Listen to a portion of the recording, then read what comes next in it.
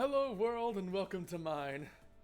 Today is a bit of a weird day because this game has come to me by complete and utter chance.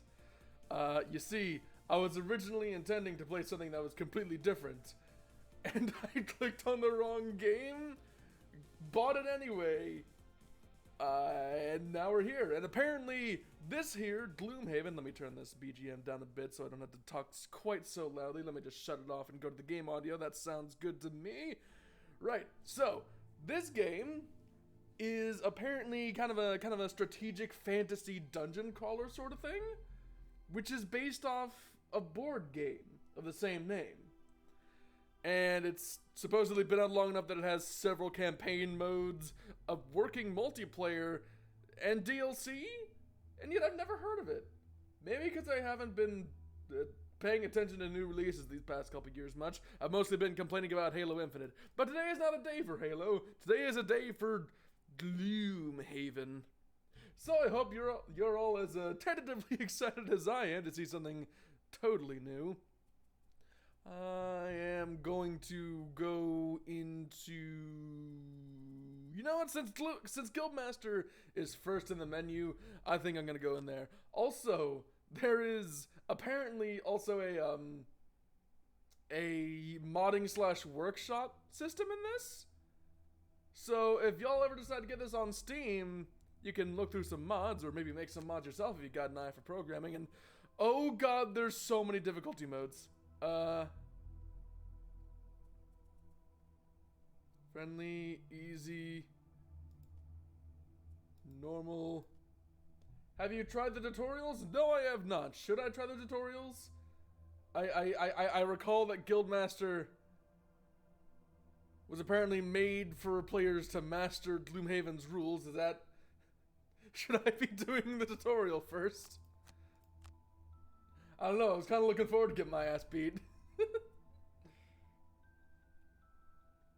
What's that, like 11 different gameplay segments based around teaching me how to play the game?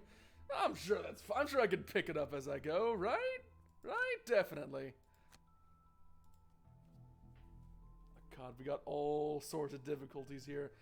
Monsters trapped in gold will be 1 level higher, 2 levels higher, 3 levels higher? Oh, that sounds awful. I want nothing to do with that. I'm just going on normal so I don't get too beat. Cannot be modified once the game starts. Choose wisely. All gold is shared across all mercenaries in the field. Each mercenary manages an individual amount of gold. I'm gonna go shared, so that way it can just be my gold.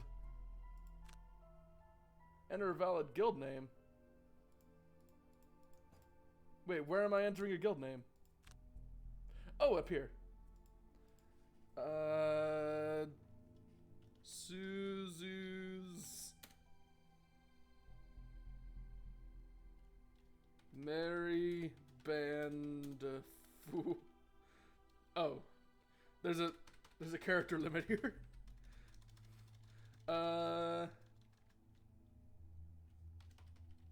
Merry Band of Fools. There we go. Oh wow, that's a lot of house rules. House rules can be modified during the game. These can also be found in the options menu. Attack modifiers.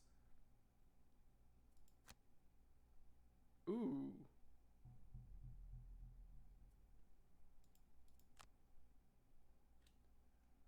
Double and 0 attack mods or +2 and -2 attack modifiers.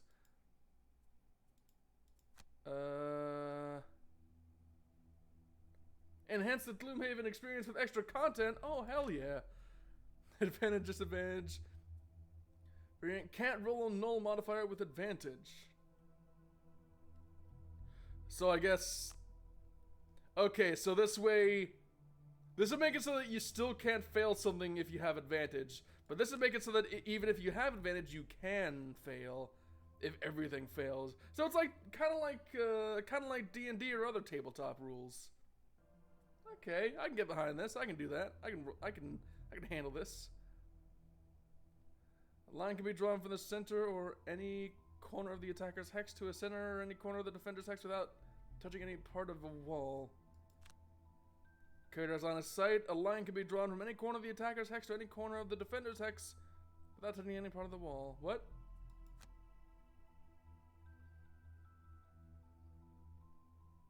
So it's whether this handle is, it's whether this works with the center of the hex as well. Okay.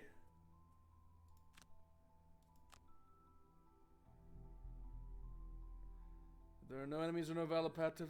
Most of these I don't think I'll really understand unless I've already played the game a bit. Spawned monster gold drops. Spawn monsters do not drop gold on death. Spawn monsters drop gold on death.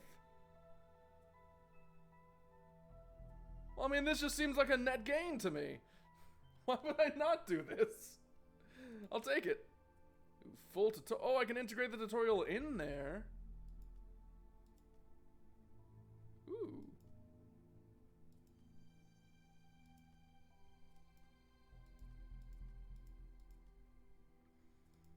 Nah, I don't need... Yeah, alright, fine, I'll go with the tutorial. I'll do the tutorial. Fine. The game has confronted me with the tutorial option at every turn. I'm starting to think that maybe skipping the tutorial is, beyond the comedic effect, actually just a straight up bad idea. Welcome, Guildmaster. Excuse me, just getting some water in me. And I'm here to guide you through setting up your own mercenary guild. Let's start with you guiding the brute through this first tutorial.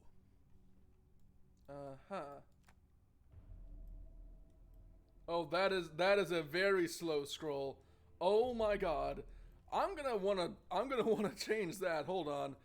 Options, controls, where's my sensitivity? Please tell me there's an option for sensitivity on the thing.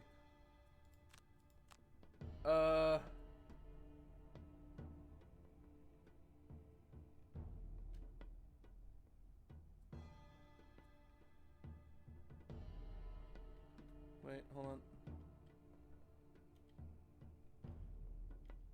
Okay. I see. Let's go over the camera. Oh yeah, there's that there. WASD to pan, QE to rotate, mouse wheel to zoom. Alright. Gloomhaven, you control a party of mercenaries that I know. Deck of ability cards. These cards are how your mercenaries will explore dungeons, fight enemies, and loot treasure. Wait, I had to spend a card to loot treasure? That's weird. In this tutorial, the brute has just 3 cards at his disposal. As you can see, highlighted on the left, grab and go, trample, and provoking roar. Provoking roar is grayed out to indicate that it is currently disabled for the sake of the tutorial. So for now, let's select the 2 cards on the brute. Trample. See the question mark next to the brute's portrait at the top?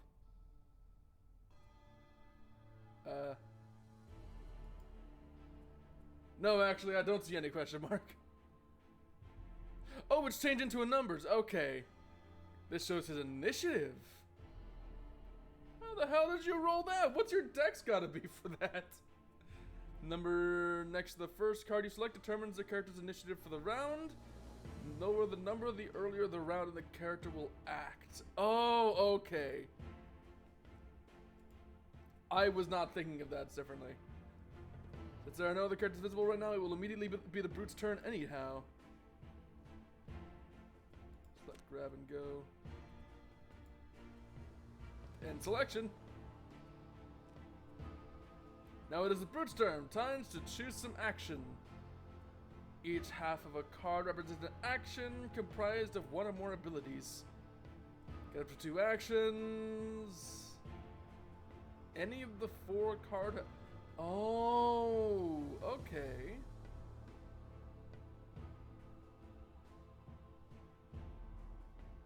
I see.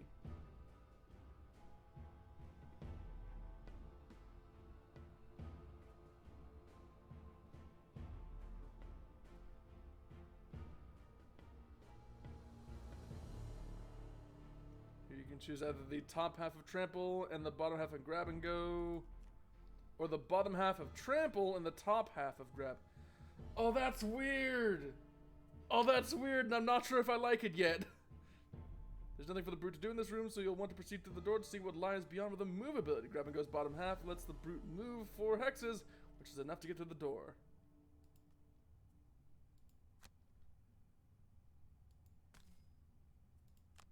Okay. Well, hello. A bandit guard! Let's find out what the bandit is planning to do this round by hovering over his portrait. Move 1 and attack.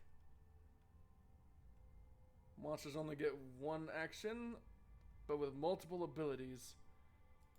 I see. Notice how this bandit has a lower initiative than the brute and would have acted before the brute this round had he been visible. As it is currently the brute's turn, however, you'll get to finish his turn before the bandit can act. So it's like a surprise round. Neat. Let's get the brute close enough to use the attack on Trample's top half as the second action for the turn. Alright. Now it's time to attack. Whenever you attack, an attack modifier is drawn from your character's modifier deck, and that value is applied to your attack. In this case, as you can see, the bandit guard above the bandit guard that has a 0 modifier was drawn, so your attack still just deals a base value of 3. Okay. Only 0 modifiers in effect to keep things simple. Nice, nice. Also, I realized that I started this with gimped health. Though to be fair, I imagine that most of my encounters will be starting at gimped health. While monsters always take damage direct to their hit points whenever a player character is damaged, you are presented with 3 options. Firstly, you can take the damage.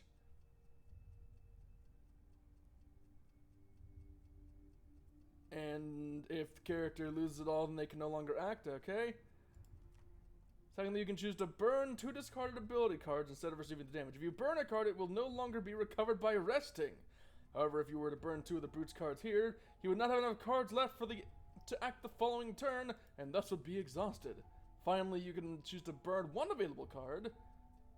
This option is grayed out as all the brute's cards are currently discarded. It is usually wise to take the damage over burning cards if possible, lest you run out of cards to finish the scenario with. For now, let's opt to just take the 3 damage, as the brute has enough health to survive.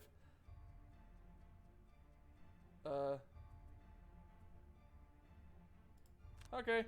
Bandit turn is now over. The new round begins.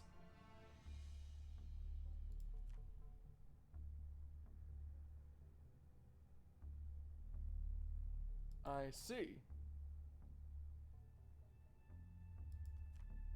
Choose a long rest here with be certain death if the bandit draws an attack card for the next round. As the brute has neither health nor cards are spared, let's choose to short rest.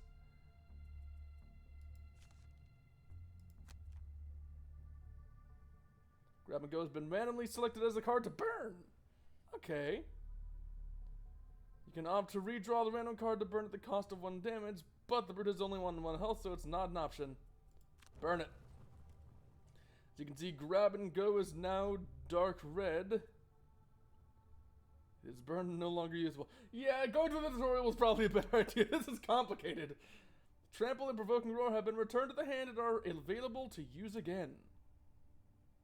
Both the brute and the bandit are near death, so it is crucial to go as early as possible in the round to get the first attack. Remember, the first card you choose determines the brute's initiative. So let's choose Provoking Roar to maximize the chance brute is up first with a low initiative of 10.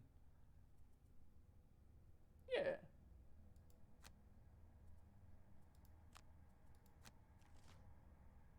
Now that we are in the same room as the bandit, we can see that the enemies draw their ability cards each round after the player, so you won't know what they'll be doing or what their initiatives will be until this point in each round. It appears the bandit was planning once again to use a move and an attack, but because you chose to act quickly with an initiative of 10, he won't have those active until after the brute's turn due to a lower initiative of 50. Let's get him!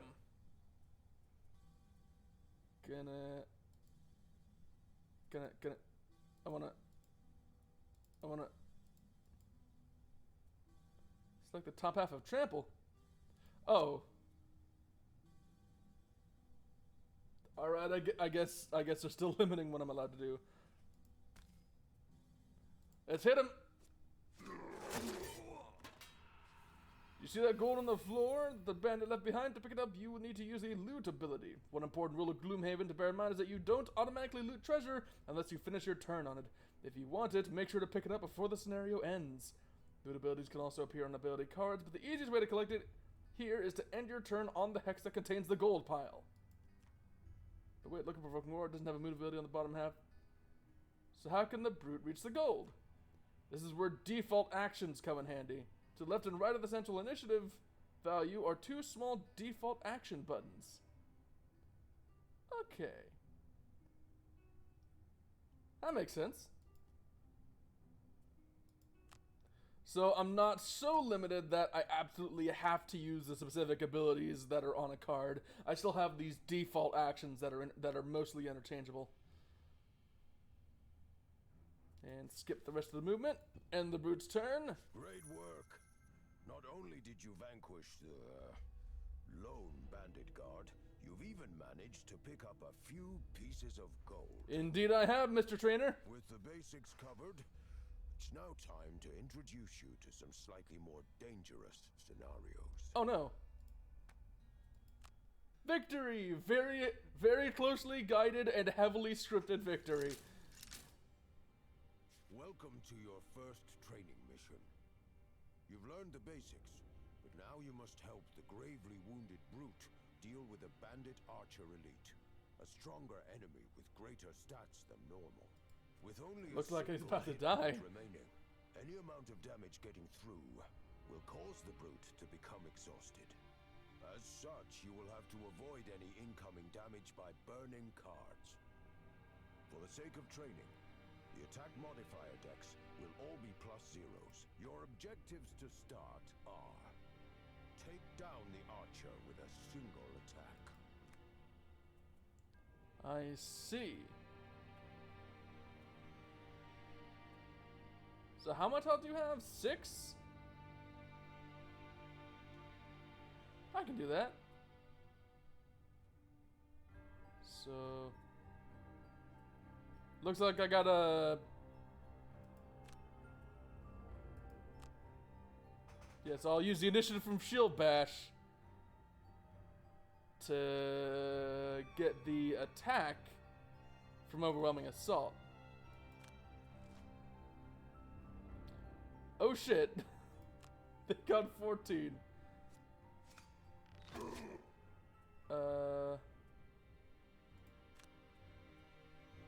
Burn one available card.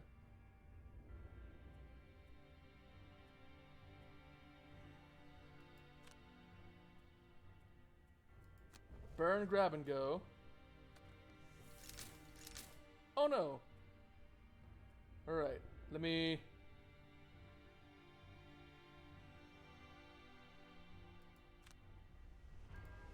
attack. Overwhelming assault is a powerful Hey, I card, did it. but such power comes at a cost. Actions like overwhelming assault's top half, with the flaming card icon in the corner, cause the card to be burned once used, meaning you can't use it again in this scenario. I see.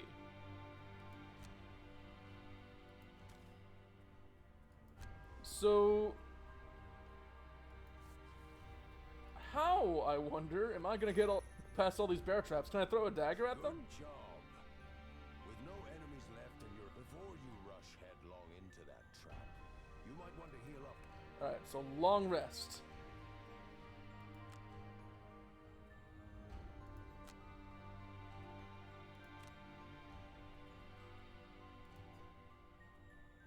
Select a discarded card to burn.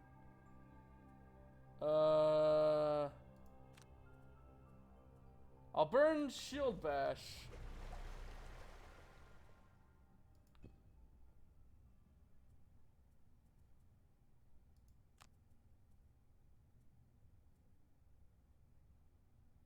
Cause I wanna use the disarm for Provoking Roar.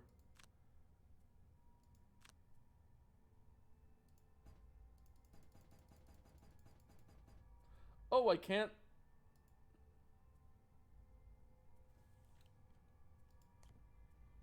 I can't just disarm them? Really? Well, then what's the point of the disarm ability?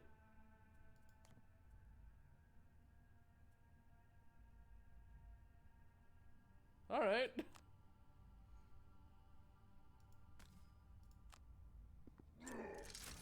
Well, that's unfortunate.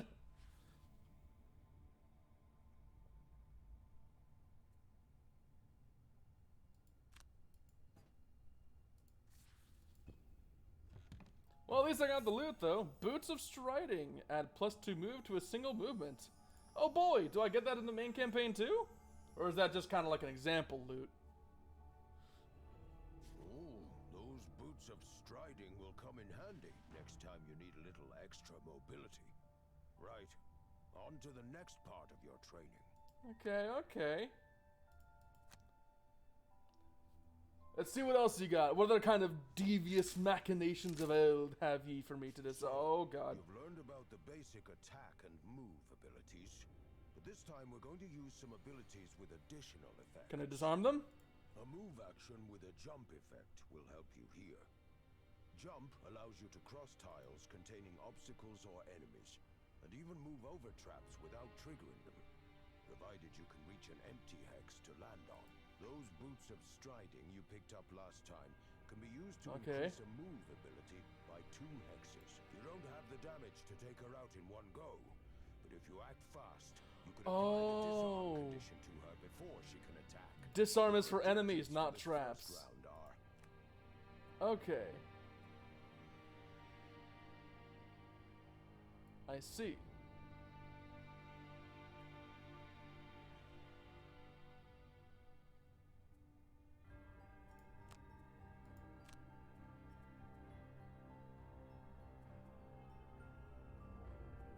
So I do have the boots equipped.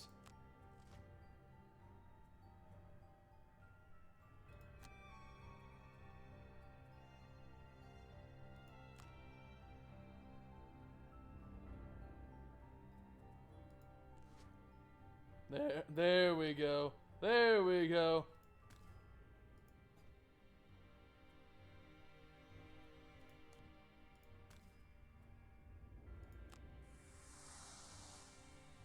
Ooh, that's pretty cool.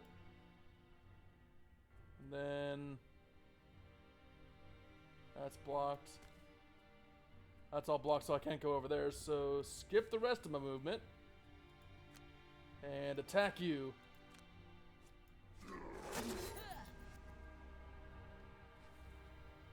Oh, you have a bunch more traps. You did it. Not only did you get a decent hit in with provoking roar, but thanks to the disarm condition, she's low on health. Yep. Should be able to finish.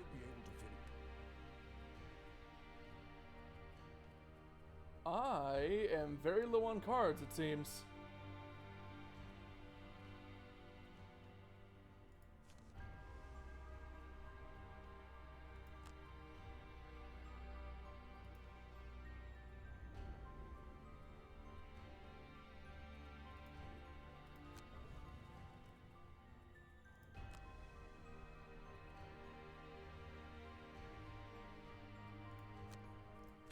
Okay.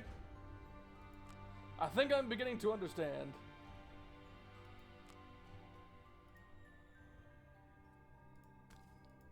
However, this may not work out so well in cases where I have a guaranteed solution.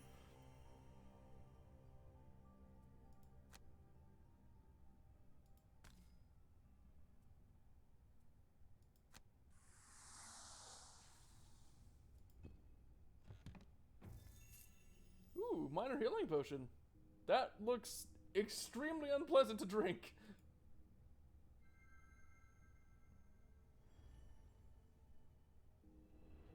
A rest, stab, and a jump right onto the chest. Nicely done.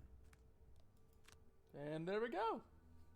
That is scenario 3 done, I think. To be a successful That's a lot. pay close attention to enemy actions and try to plan your That's moves around them. That's a lot of enemies. Just one simple objective for you this time. Don't get attacked. You'll have to start over if an enemy manages to land a hit. I see. You'll need to escape this room by opening the door in front of the brute. But remember that enemies in the next room will also get to act this round. My advice? Act quickly, looking carefully at what actions the enemies are going to take. I've set it up so that you should be able to find a safe place to stand, out of reach from all enemies. Let's see if you can survive. Uh-huh.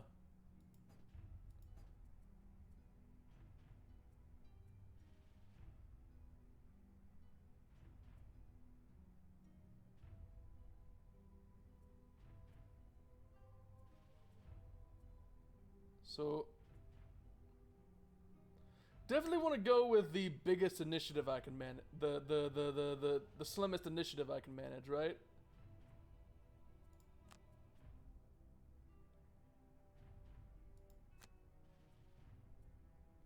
Oh, I don't have my boots of striding anymore.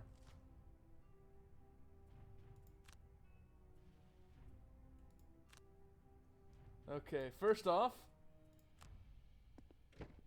get to the door. And then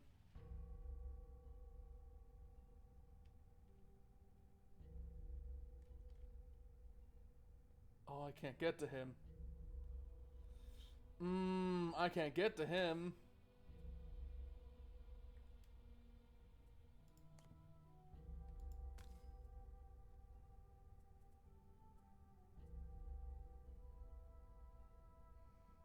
Oh, they can move though.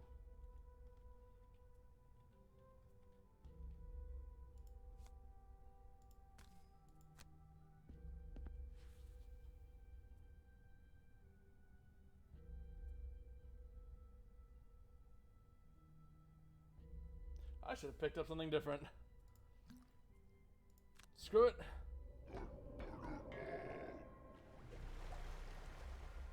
Gonna heal while I'm here.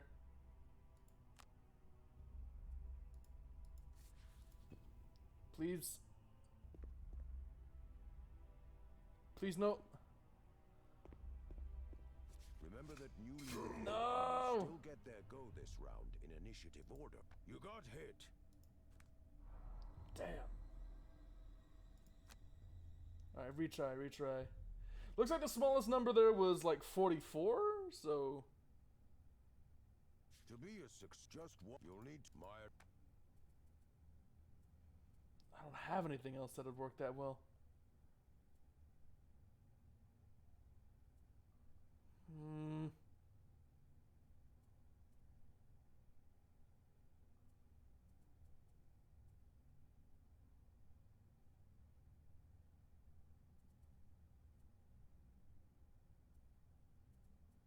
What's this? I can't do anything yet. Okay.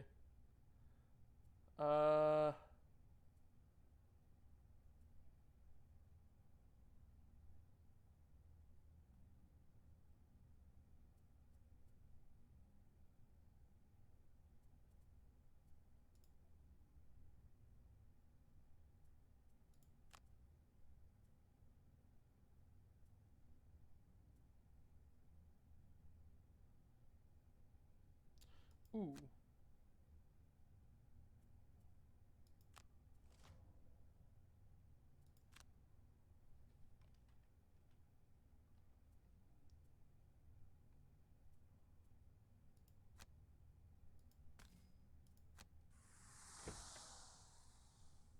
Ah, but they still move too, though.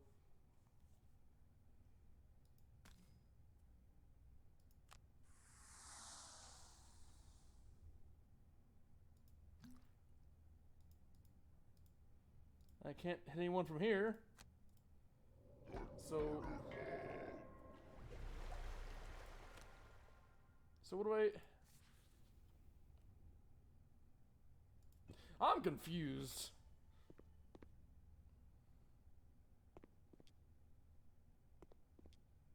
Remember that newly... Alright, let me... There's gotta be something. I'm not... To be a just you'll need my...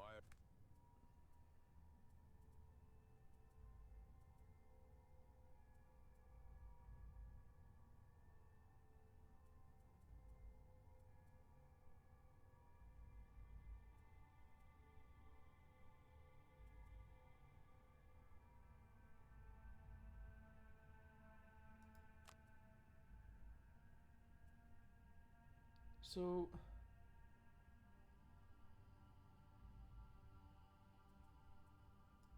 It's gotta be with grab and go, right?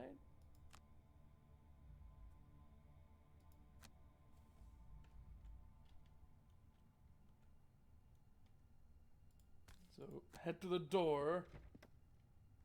And then... But I can't hit him. Wait a minute.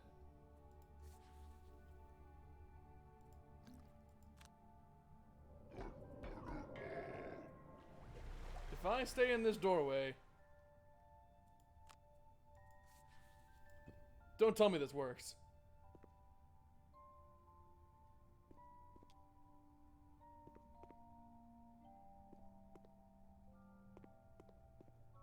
Oh my god, it actually works. The enemies in both rooms.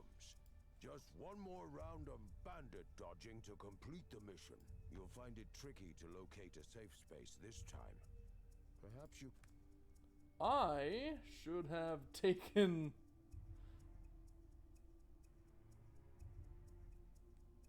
I should have taken the... I should have brought with me the disarm.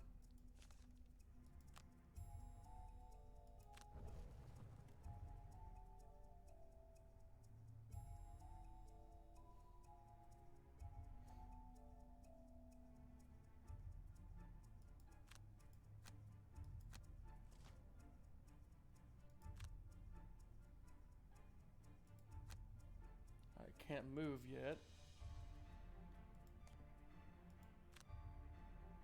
But I can jump over you. Or I guess jump through you.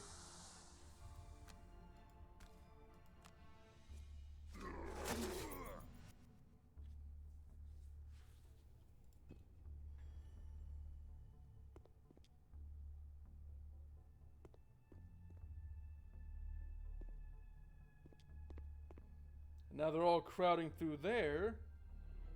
Excellent Oh, whoops, stuff. I guess that is the... I thought I had to get to the other end. Becoming a professional. And how about that disarm? Pretty powerful condition, eh? That and a nice low initiative of 10 makes provoking roar a really nifty ability for getting out of nasty scrapes. One more test, and then I think you'll be ready to start exploring the world and recruiting mercenaries to our guild. Right, just a sly 40 minutes of tutorials. Oh, I should have done this earlier.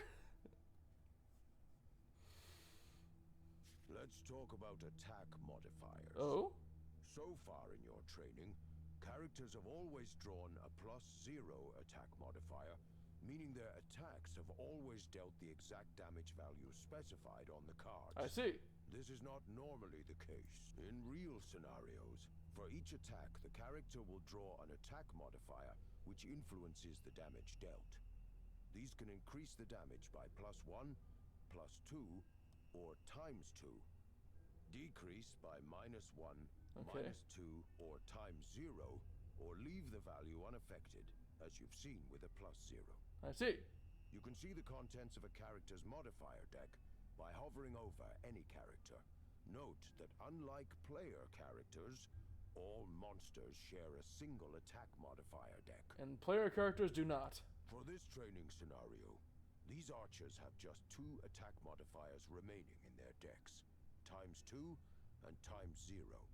We want them to draw the ×0 to deal no damage, and we're going to give them disadvantage to ensure that. Ranged attacks I have see. disadvantage when their target is on an adjacent hex. This forces the attacker to draw 2 modifier cards instead of just 1, and the worst result is selected. I see. As these archers only have 2 modifiers remaining, if they attack with disadvantage, they will draw both, but be forced to choose the ×0 over the ×2 as the worst result, dealing no damage. You can see when disadvantage will apply from the flashing purple symbol next to the health bar. I You can only see. disadvantage one archer here, so kill the other with a ranged attack. Should be easy, as the Brute's attack modifier deck is full of +1s for this mission. You can thank me later. I see. 1, 2, 3. Alright, so spare dagger and leap. That should do it.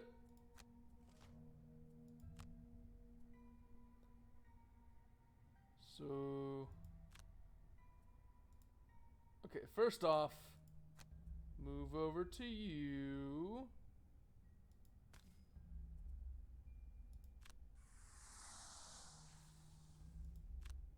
And then attack you.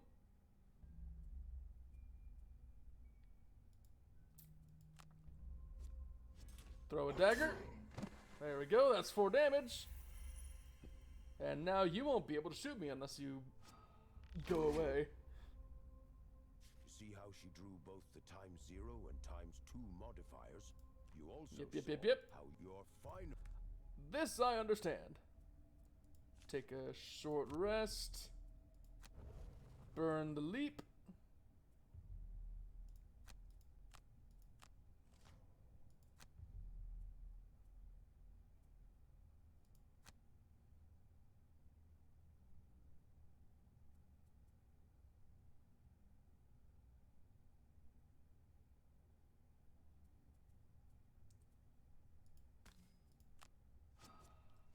And kaboosh! Also heal up just in case.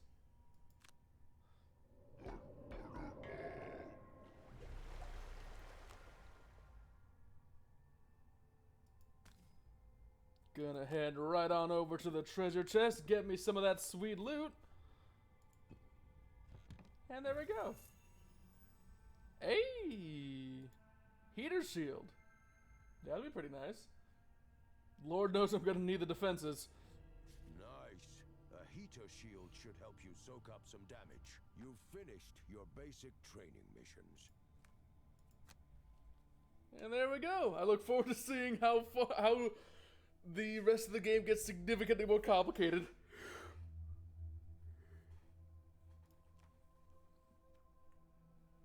Oh boy, the voice acting has ended.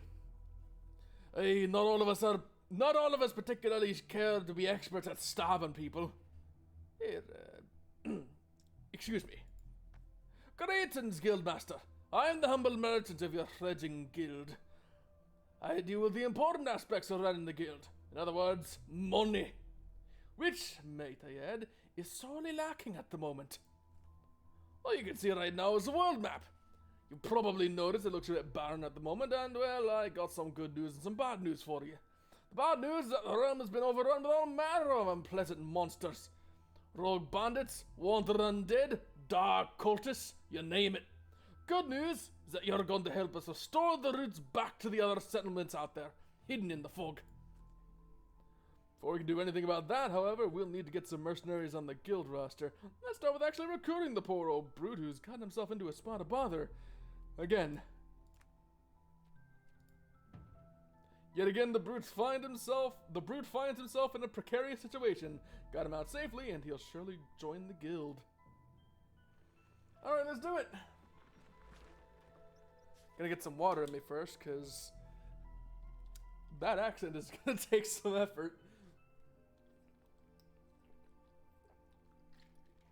Ah, delicious hydrogen. The trainer tells you to head to the Demon's Gate graveyard. How pleasant.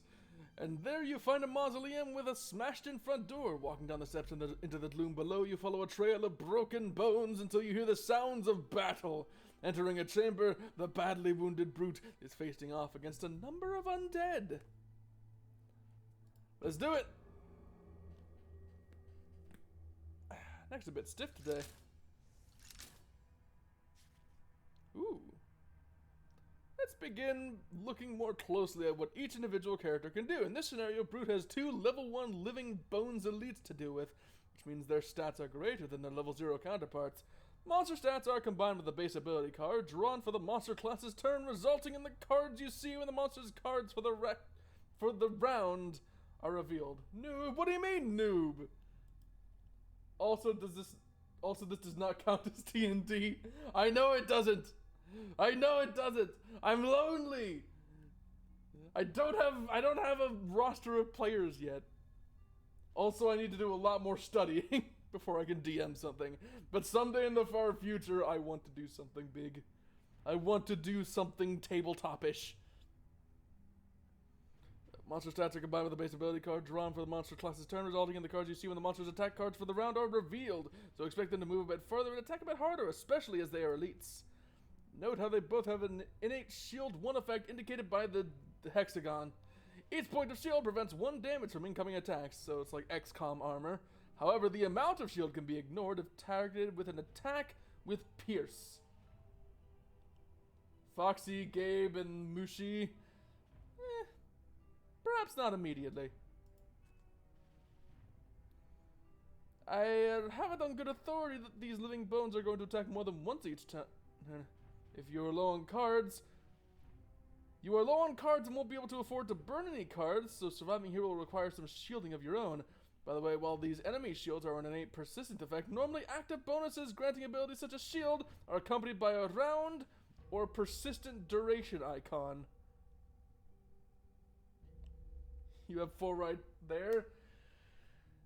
Yes, but there's a lot of planning involved with that and other details that I don't want to put into the public space that are making it a bit difficult to actually make that happen. But don't worry, it just needs time. It just needs time. It is in a literal sense a matter of time. So don't you worry, Nexus. It will happen someday. I got prospective players. It'll just take time before they can actually become players. Your adapters are kill the living bones using attack with Pierce, apply some shield of your own, use your minor healing potion, and that should help me survive. Then don't say you don't have I have prospective players. Very important. Shield bash. And trample. Trample has a pierce, so I wanna first off heal. You have a very strange way of healing, Mr. Brute. So what mods do I have? +0 only? These guys have every modifier in the book. Stab you. And shield so I don't die.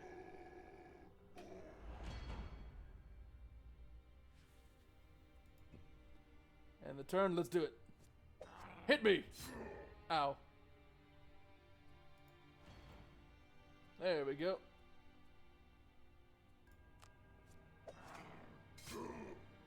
Ow.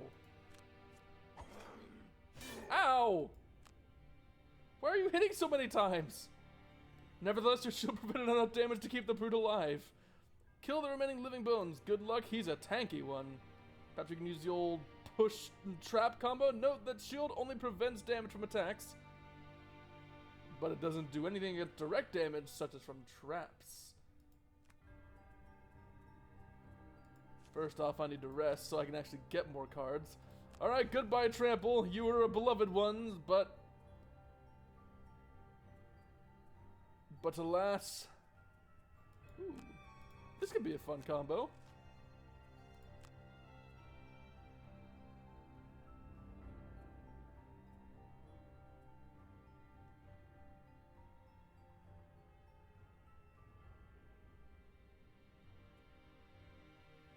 On the next 6 sources of damage from attacks targeting you, gain shield 1. However, I don't have enough health to actually benefit from that game. Gonna hit you. Didn't. Oh, I can push him any direction. Wait, can I push him through both of these? Oh, that's disgusting, game, and I love it.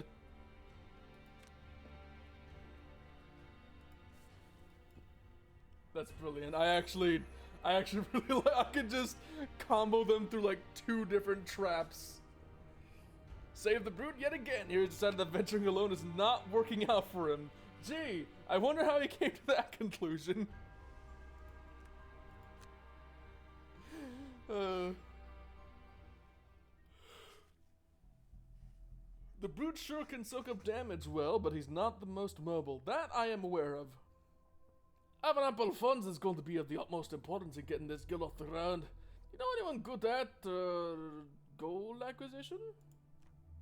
I know just the woman. She's also a dab hand at poking holes in those who get in her way. She's in the process of liberating some gold right now. Should we lend her a hand? Recruit the scoundrel. Blade in the night. Let's see what she's got going on. The trainer points you in the direction of a ruined crypt in the outskirts of town. Dead bandits litter the area, many with knives still embedded in their corpses. It's clear they didn't see their attacker coming. Oh boy. So I guess this is gonna be the rogue slash thief slash assassin type, I guess. Practice makes perfect. Yeah, let's go by the. Ooh. Wait, that's not a knife. That's a scimitar. Well, I guess it's kind of looking like a knife. Or two scimitars, it looks like, actually. Meet the scoundrel. She is incredibly nimble and mobile, not to mention able to combo off huge amounts of melee damage when things line up just right. Let's help her out of this sticky situation. Kill 3 archers this round before the attack. You'll certainly need something that can hit more than one target at a time. Ooh. Ooh. Ooh.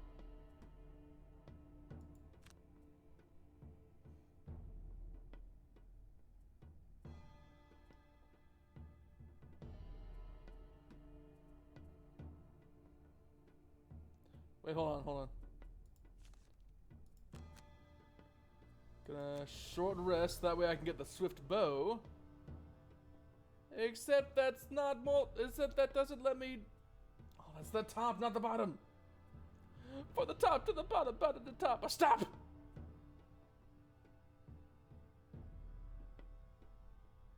Wait a minute, smoke bomb lets me pull. I see a trap there. I've got an idea! Confirm targets for the knives. Nice. And then pull you over this way.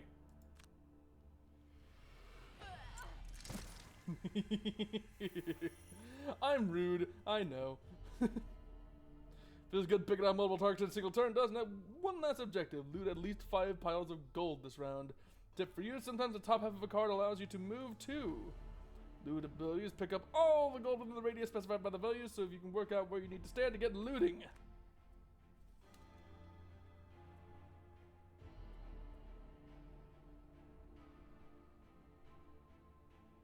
Ooh.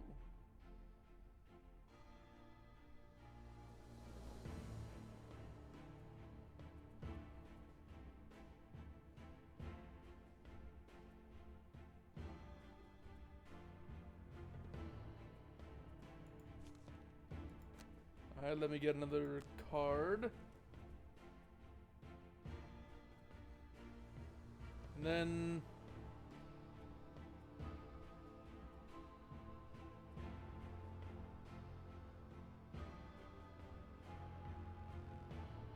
there's no top card that lets me move, though.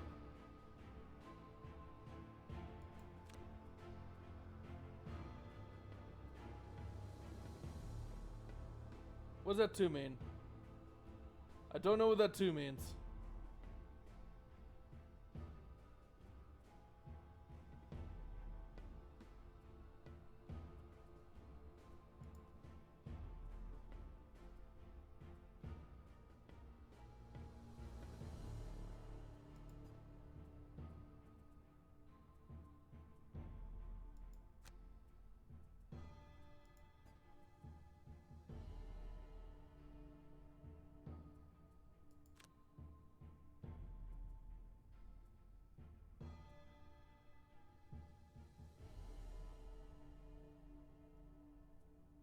Wait a minute, can I just... no, hold on. Let me... no, it's not... Hold on, that's not... I did this wrong!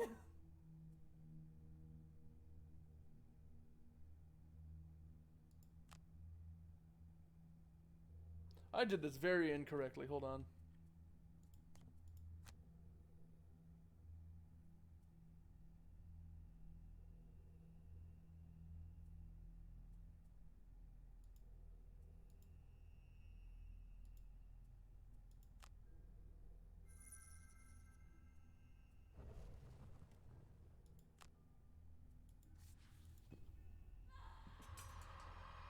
Okay, well, I guess you just die then. Alright.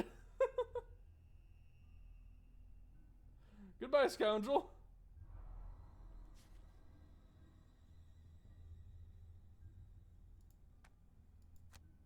What top half even had any movement abilities to it?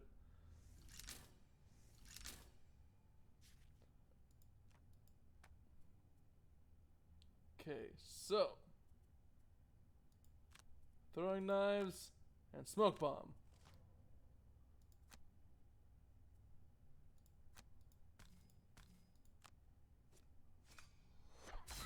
That's one down. And that's two. And I'm gonna pull you over this way.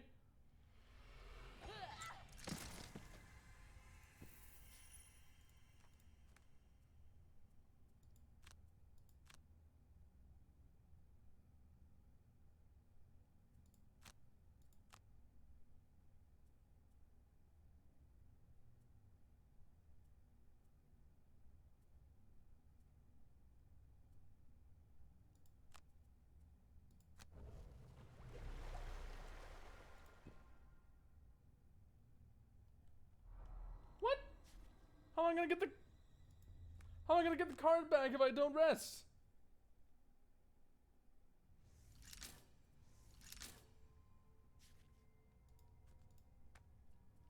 Hold on.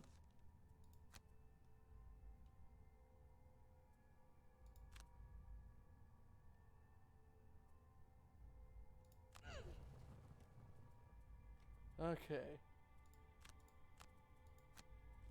Let's try this again. Knife target set.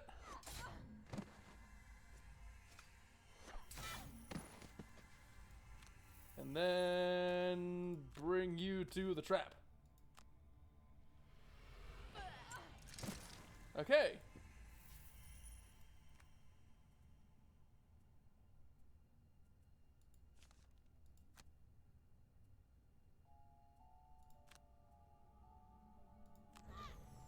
Burn another smoke bomb.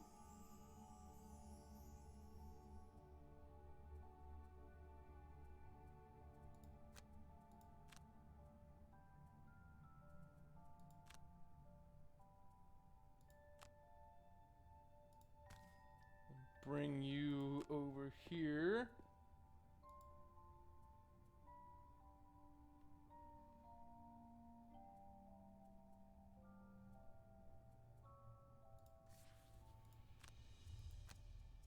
Okay. Wow, these are some obtuse puzzles. But it does insist that I think about... It does insist that I think a bit more about what abilities I use. Though I admit, thinking is not my specialty. First thing we should do as a guild is re-establish the trade route with Gibbet Hill, to the west. We've been having a small problem with the bandits in the woodland on the route, but with the brute and scoundrel to assist, there's nothing that should cause you any trouble. I'll get some much needed experience on the job, and allow me to get some new items in stock once the way is cleared. Go knock some bandit heads together. Alright. Let's do as he asked and knock some bandit heads together. The road is deserted as you make your way towards Gibbet Hill. Trading in the area has effectively stopped for many months now, with so few daring to venture along the main highways. As you make your way along the trail, wending its way through wooded grove. I'm not sure if that's the correct word. The crack of a twig snapping underfoot pierces the silence. You hear rustling in the undergrowth, getting louder as its source makes its way toward you. It's time to toss a coin to your hangman. Alright, I guess this game isn't too old then.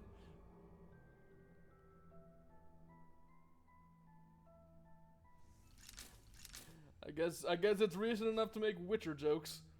Right, that's not the other guy. That's not the merchant. This is the trainer.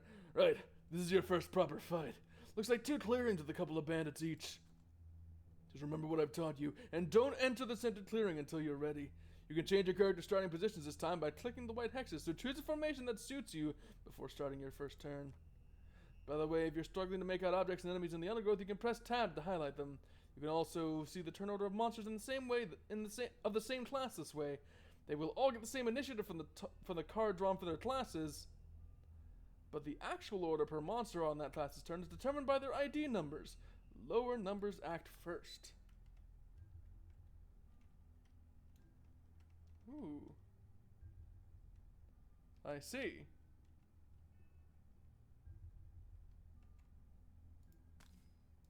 Oh, I've got a lot of cards now. Holy shit. Huh.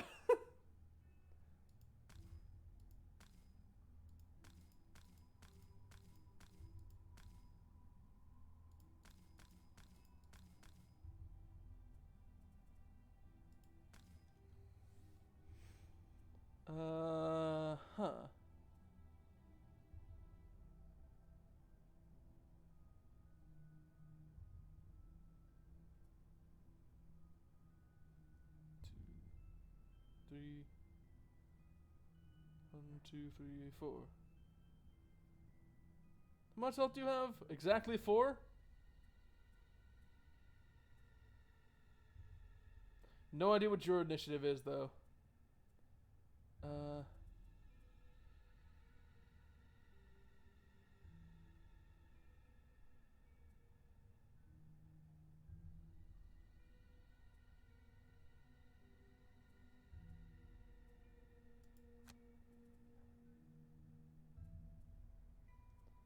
I am going to...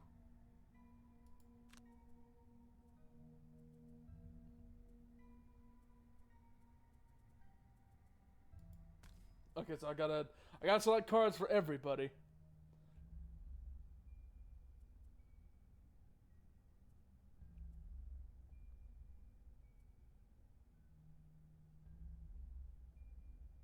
Ooh.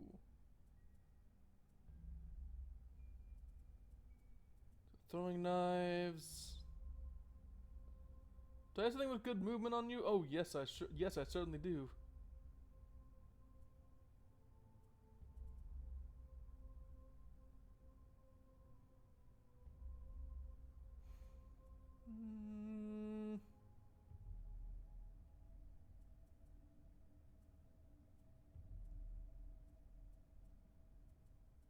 The swift bow, I have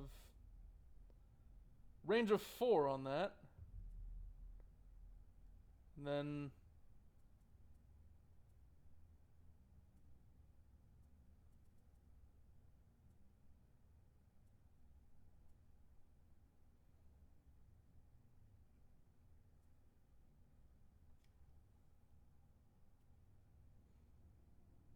is there anything with movement on top? No, not really.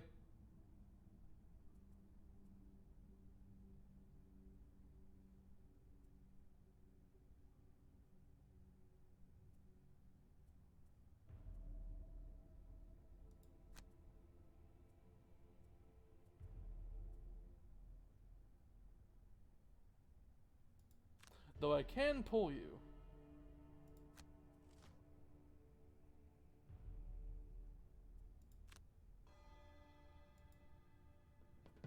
Alright, so let me... Ah, shit. Ah, shit. That's not what I thought it was. Damn it.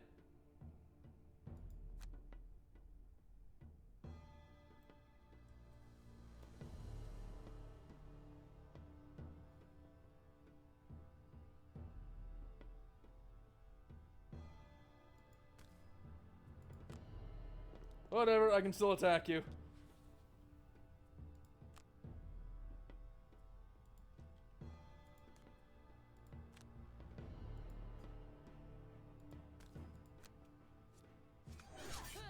Get a stab at you for some basic damage.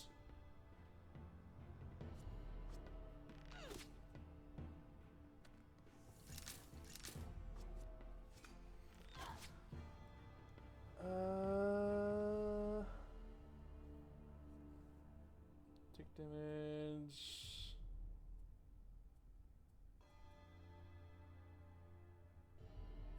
No, I can handle that. I got healing items.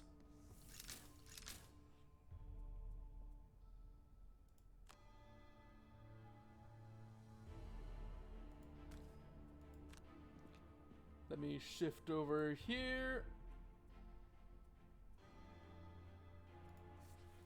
And punch you in the face. There we go.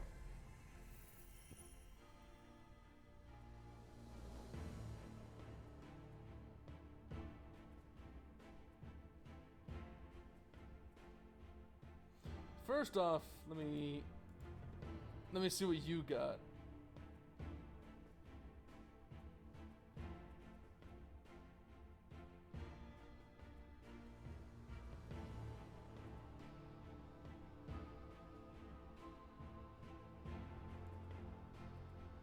Special mixture, you say?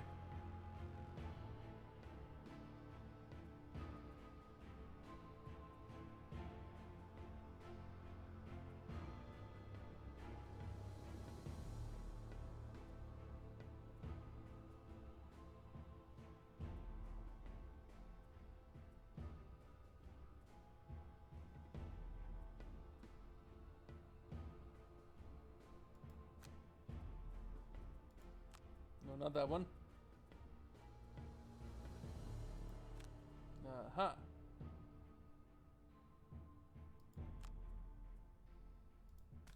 Then for you,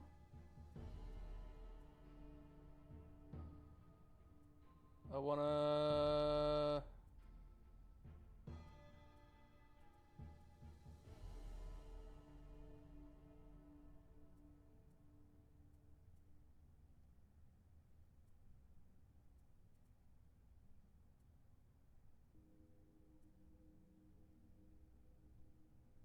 damn, for you, I just want you to move a bit.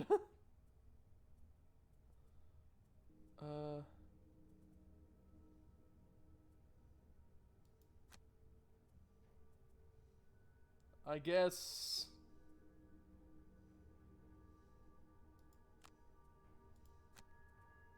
No, not that. I wanna. Yeah. Okay.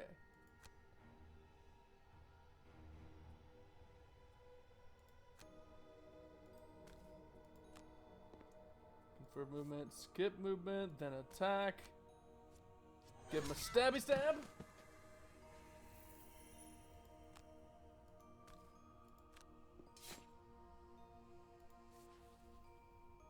And there you go. And Mr. Brute, I would like you to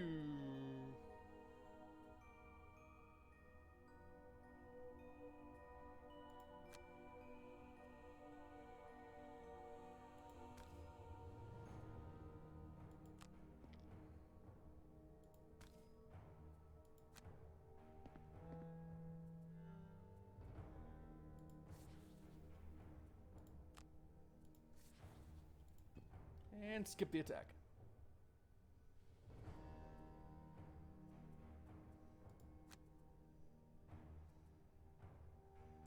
Do we have anything with a real big movement bonus on them? Oh, we certainly do.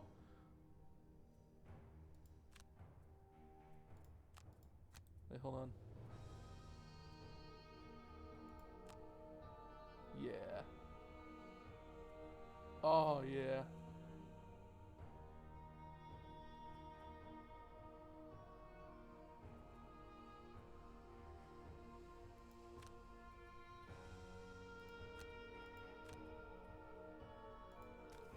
Because I'm gonna be going in on a surprise round, I don't need to worry about initiative, so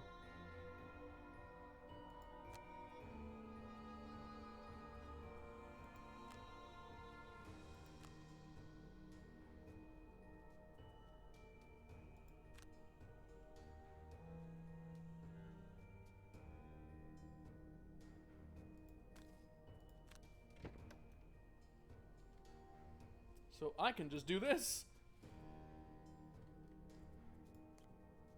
Hold on. Range 4, so 1, 2, 3, 4. Ooh. That looks pretty nice. And my movement there. Hit you with the bow. Or a knife, I guess.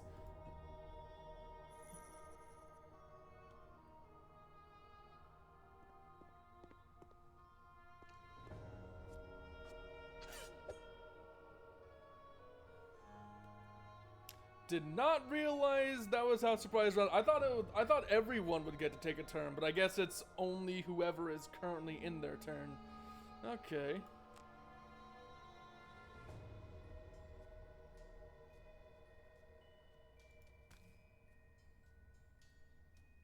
How much HP do you have? 5?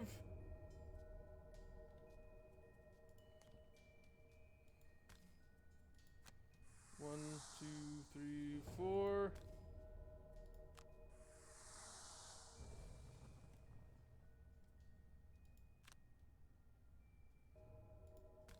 And let's hope for a good mod.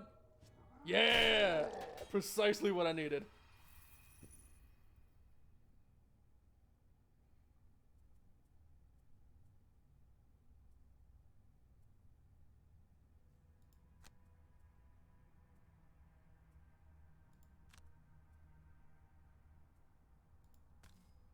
Then for you...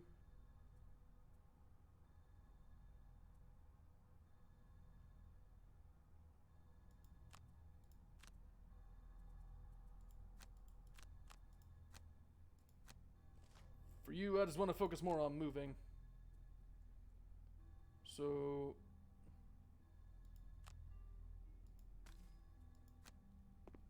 Bring you over here.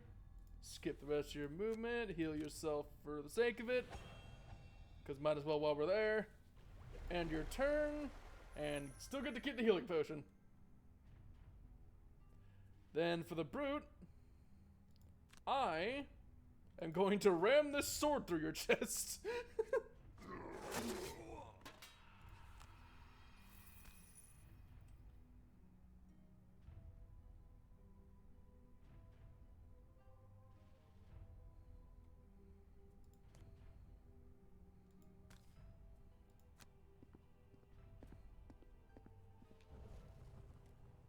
And there we go. Turn's ended.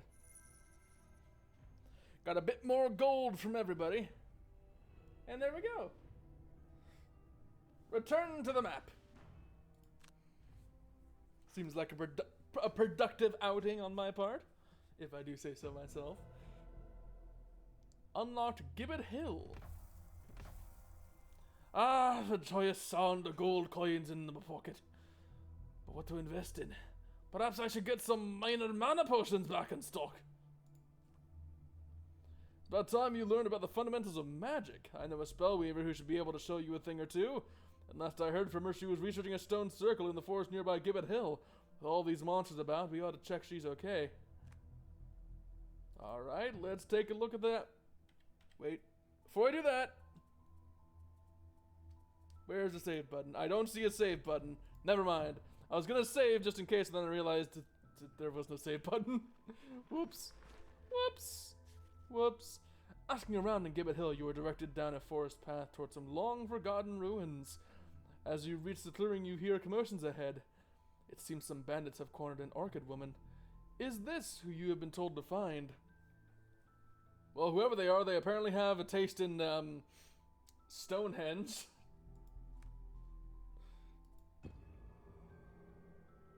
There's some good old Easter Island stuff going on. Oh. Meet the Spellweaver, a powerful but fragile magic wielder who can harness the natural enemies of the world. Good thing we found her when she did. That's a lot of bandits. To get her out of this mess, you'll need to harness the power of the elements infused in the battlefield. The elemental infusion display can be seen on the right of the screen, indicating which magical elements are available for consuming. In this scenario, the ice element is already infused, but elements are normally infused for 2 rounds through using actions with elemental symbols on them. available for consumptions after the turn in which they are infused. This round, you must consume the ice element to augment Freezing Nova's attack, killing as many bandits as you can, and survive the round by using a jump move to get out of reach. Oh, that's a lot of mobility. Holy shit. Okay.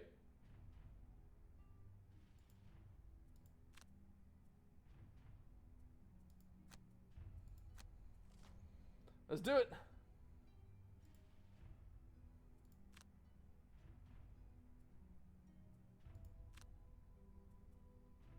Boop. +1 from ice. That's a lot of dead bandits.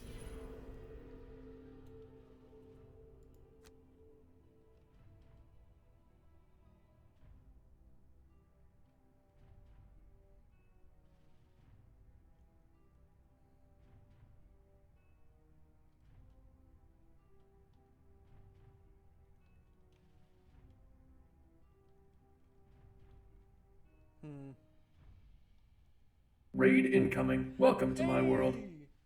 Hello there, Lurking. I'm here playing a game that I'm not very good at. Currently trying to figure out if there's anything 2 spaces away from these bandits. And I'm not sure if there is. Oh, wait, hold on. They're immobile. What am I doing? What am I talking about? They can't move.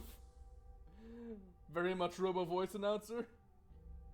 I hope you're a fan of it. Also, hello, it's Blossy. Are you all enjoying your day? I am currently sorting out the hurting in my brain as I am forced to think about things. Right, the wind also infused the air elements to use later. You may have also noticed with only 3 unburned cards remaining, the Spellweaver will be exhausted after the next round is over, as you cannot return burned cards via resting. Fortunately, the Spellweaver has a very powerful trick up her sleeve.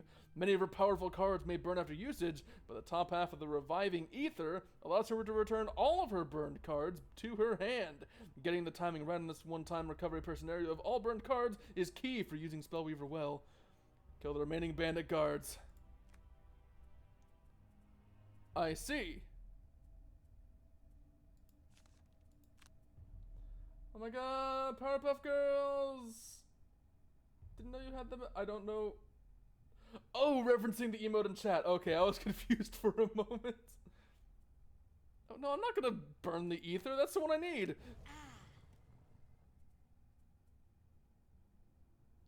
Okay.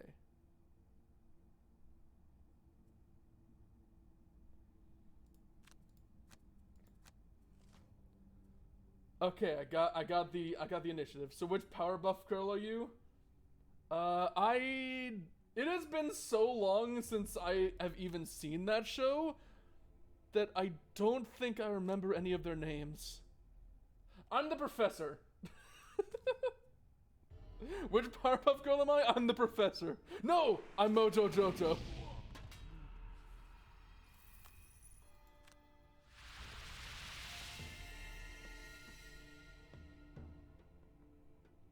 You drew them yourself? Nice.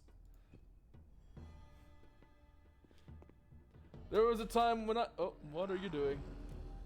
Oh god, they're buffing. Oh, everyone is buffing but me. This could be bad.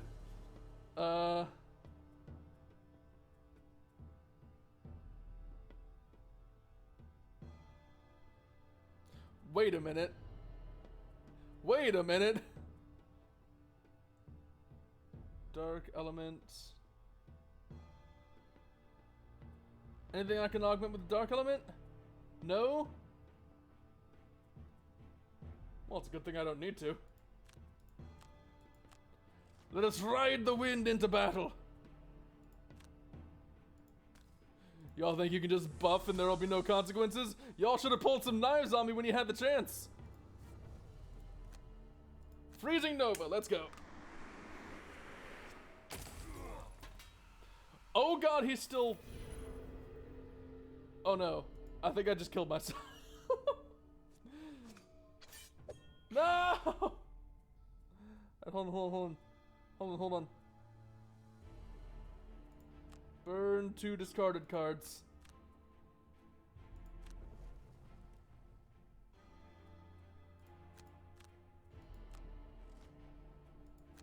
Okay.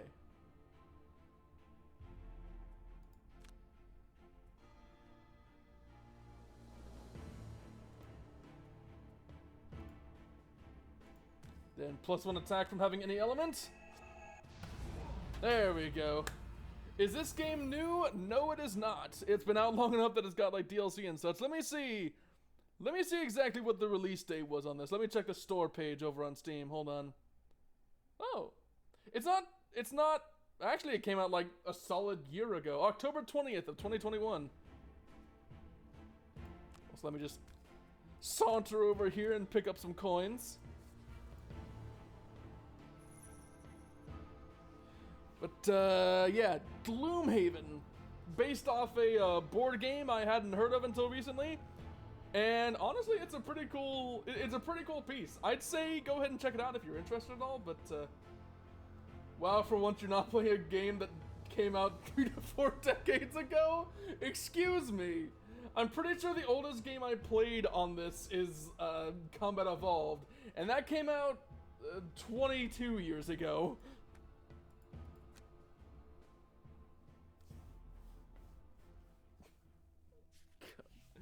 Excuse me for having taste. It's not my fault everything now has to try and copy Fortnite to be successful. Or at the very least, isn't confident enough to try anything else. It's always party game, this...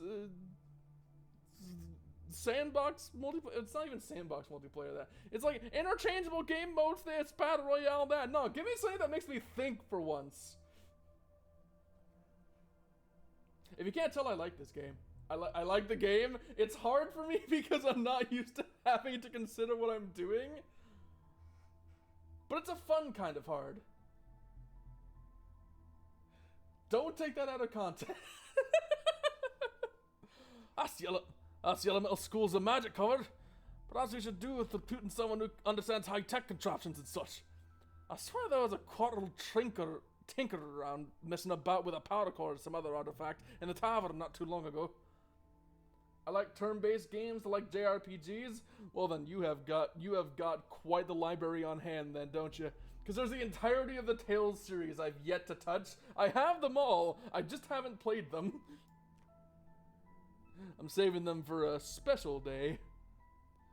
Good call. I heard he was looking for fellow explorers to investigate a tomb nearby. Barkeep said he sent off yesterday. Sounds to me like the sort who might be interested in joining a guild such as our own. Let's see if we can find him. Unlock the Tinkerer. The Tinkerer, I suspect, is going to be either spectacular or awful. And as someone who has not played this game, I have no idea which. Also, let me just turn that off so I can alt-tab freely without cutting off the audio. Thank you, game, for allowing that option. Because it always feels awkward when I alt-tab to check something, and it's like, oh, everything's muted. You're on your own now. The trainer informs you that the Quadrille had last been seen heading to the basement underneath an abandoned mansion to the south of the city. You reach the mansion and find the front door wide open and small footprints on the thick dust. You follow these to a door to the deep, dark basement. The deep, dark, and or dank basement, where there definitely will not be any meth lab to speak of. Ooh. Judging by how things are laid out, I suspect I'll have piercing damage or some kind of shotgun or a combination of the two. He's a great support character to have on a team, but can also take on multiple enemies in a pinch. Looking at all these skeletons, I'd say this counts as one. Currently, he is... Excuse me. Just a bit tired, even though I've slept quite well today. Currently, he is wounded and will take 1 damage at the start of his turn, so you will need to heal him as soon as possible with the minor health potion. Cute? What do you mean, cute? Do I... Am I cute when I yawn? Is that where all my cuteness... All the cuteness that could have been in my voice has just been consolidated in my ability to yawn, I guess. Looking at where the enemies are in this room, I'd advise you to go as late as possible this round. Sometimes it's better to go slow and let the enemies come to you so you aren't at risk of being attacked. Then you can use one of the Tinkerer's famous area effect attacks. Oh, I like this guy already. To deal some serious damage to multiple enemies at once. You can recognize such abilities by their hex-shaped patterns on the ability card, showing you the shape of the area it will target. Oh yeah. Oh, that looks good to me.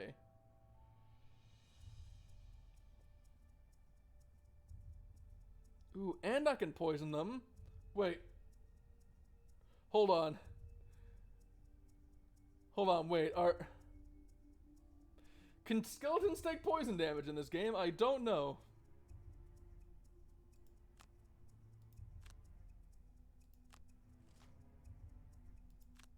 Whatever. Come to me, boys!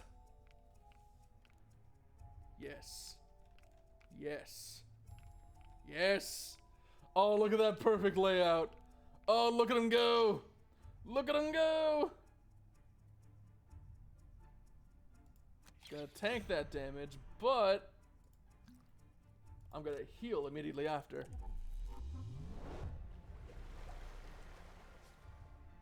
You'll notice that if you use a heal ability when wounded, the character not only recovers hit points, but loses the wound condition.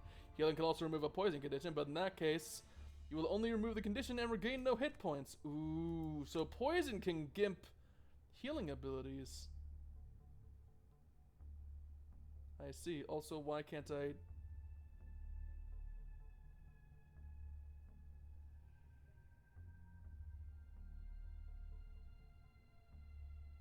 Why can't I... How do I rotate this? Hold on, how can I rotate this? I want to hit these three here, but how do I rotate this? Can I... No, I can't. I guess the game just doesn't want me to do this. Alright. Rude.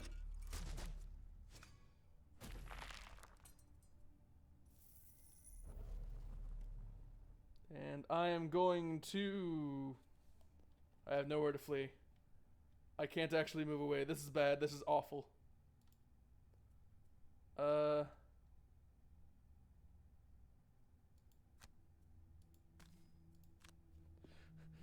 Let me just hide in this corner for a bit. Creating.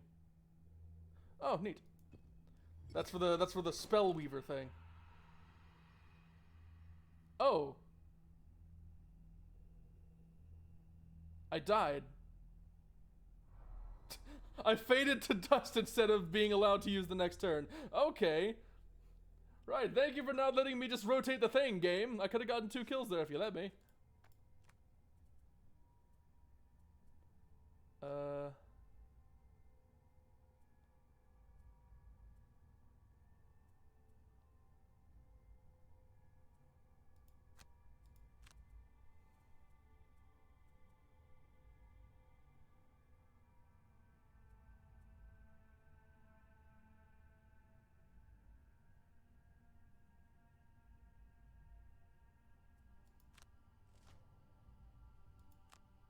Alright, let's try this again. Come on, boys.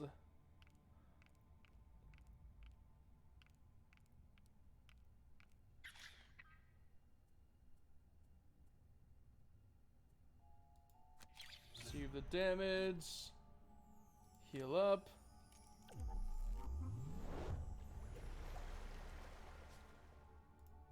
Yep, yep, yep.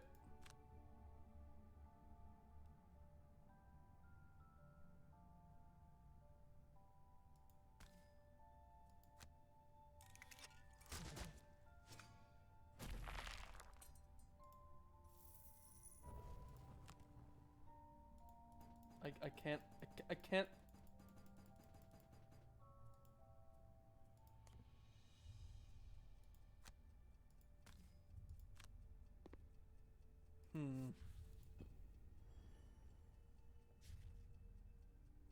Wait, what? Apparently I was supposed to use a different card. Okay. Okay. Oh, press R. I see.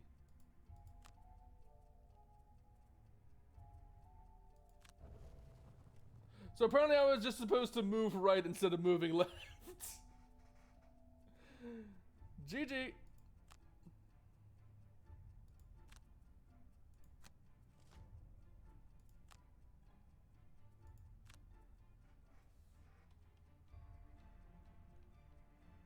Aha! There we go. And it's done! Let me pick up some gold while I'm at it. Thank you very much.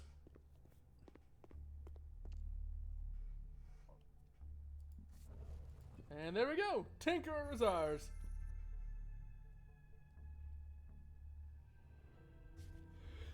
This little guy packs quite the punch, eh? Let's sign him up and look for some gold, and look for some paid jobs for the guild to take on. All right, all right. I do quite like the Tinkerer, though. I'm just a sucker for anything artillery themed. Peace be with you. I am the priestess here. Hold on. Well, I need a proper priestess voice. Peace be with you. I am the priestess.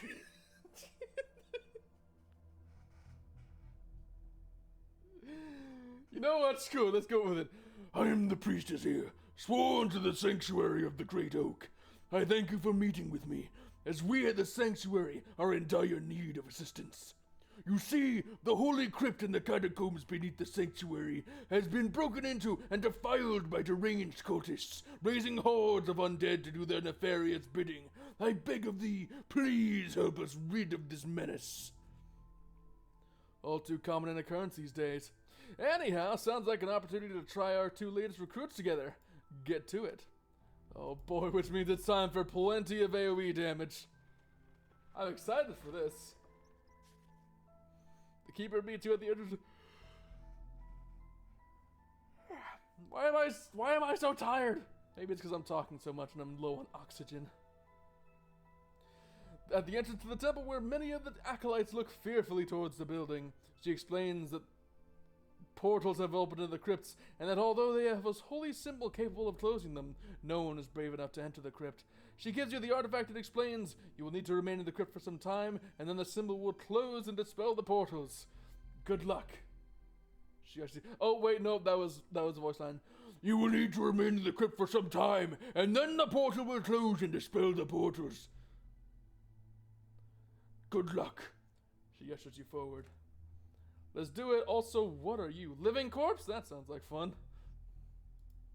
I say sarcastically, of course, because that sounds awful. We get to fight not only reanimated skeletons, but walking bloated corpses as well.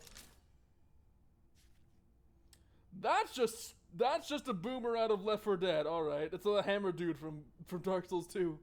The crypt is bathed in an unholy light, emanating from mysterious portals in the corners of the room. You brace yourselves for battle against whatever. Stop yawning! Against whatever evil may come through. Oh boy, what greater evil can there be? Beyond the bear traps. Survive 3 rounds, you say?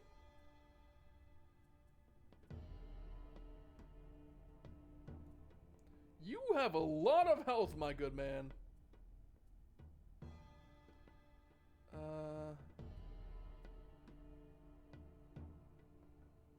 Range 3, target 3.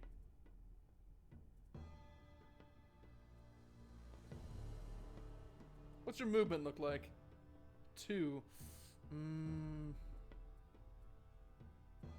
what's your initiative? Can I see that? No, I cannot. I see.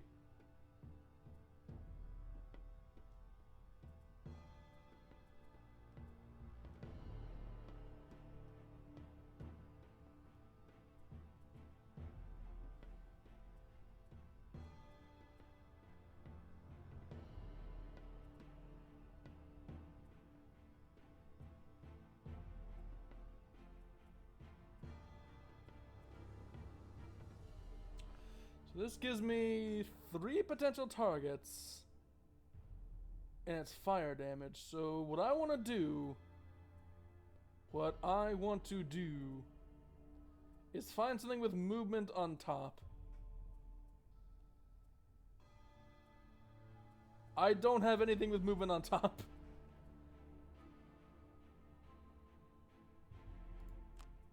So let me just get a mana bolt. No, no, no, no, no, no, no. Let me...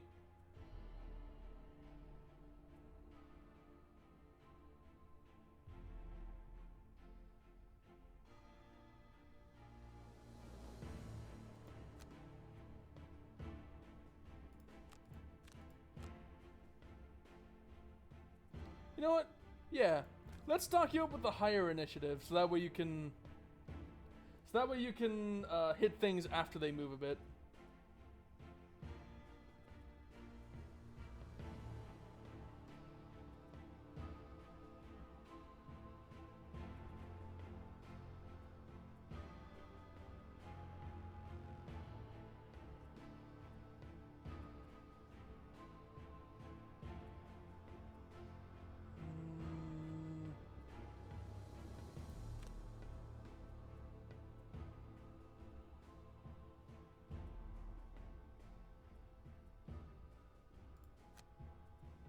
Yeah.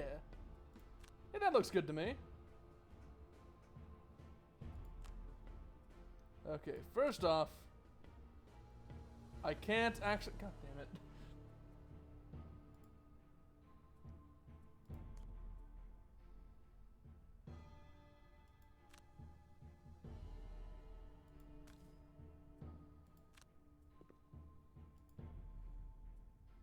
And skip the rest of my movement and hit you. Please be vulnerable to poison. Yes, I can poison them. All right, cool. It's darkest dungeon rules. Now let's hope they don't kill anyone. Okay, well, that has like no movement. Oh.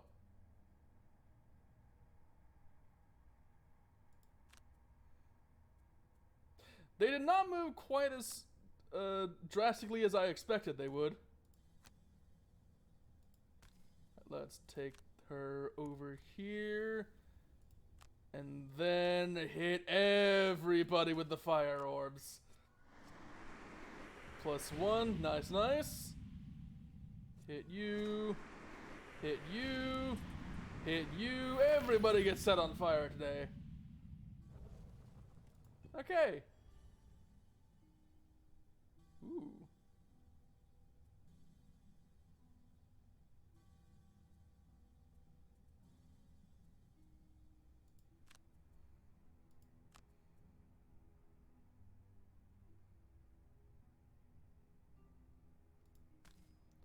All right, gonna...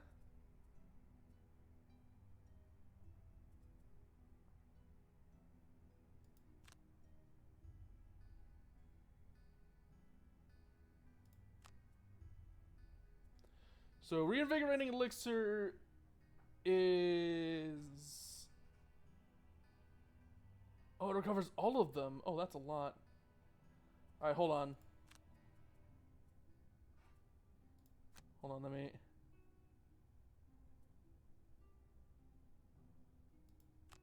What's that hook gun? Oh, top is attack. Anything good on bottoms? No, no, no.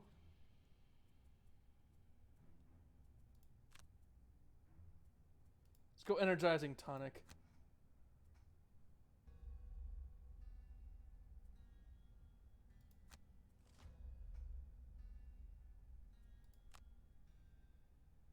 Okay, and this one is... Those, okay.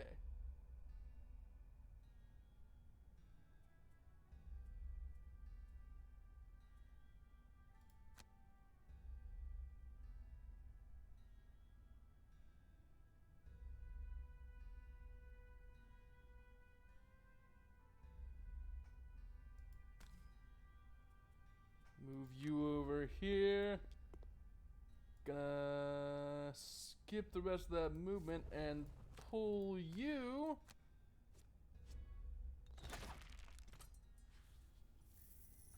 Whoops, I didn't realize that I just killed. I just wasted the pull effect.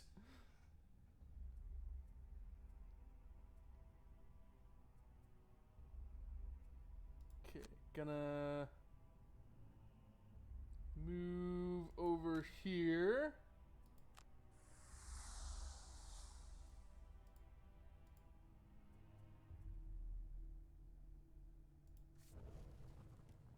Then smash it with the Ice Nova.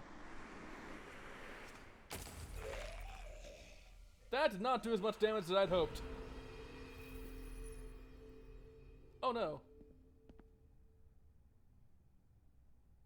Oh, Living Bones Elite. That sounds important.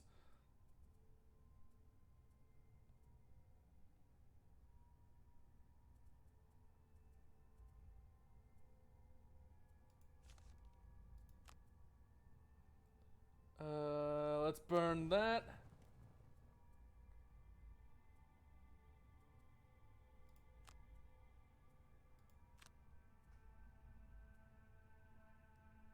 And then...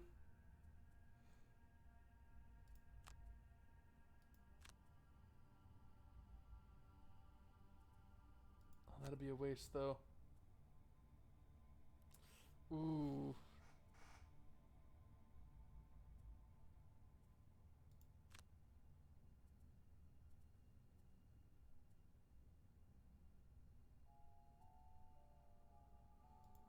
Not in the most optimal position.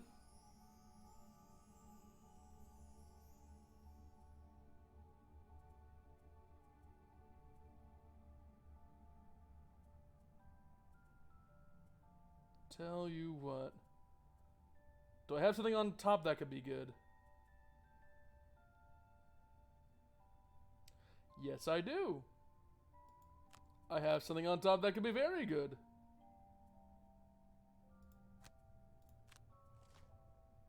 And I get max initiative. Awesome. Right, so let me blast these boys here. That's still not as much as I'd like.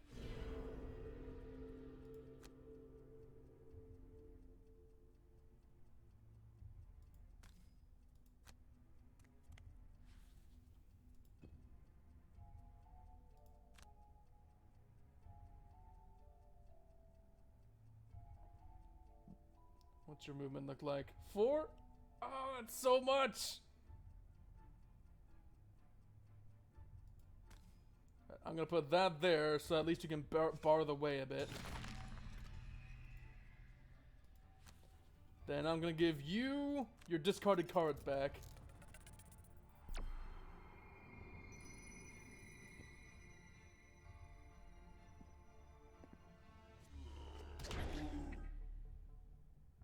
Alright, that was good on the modifier, thank you.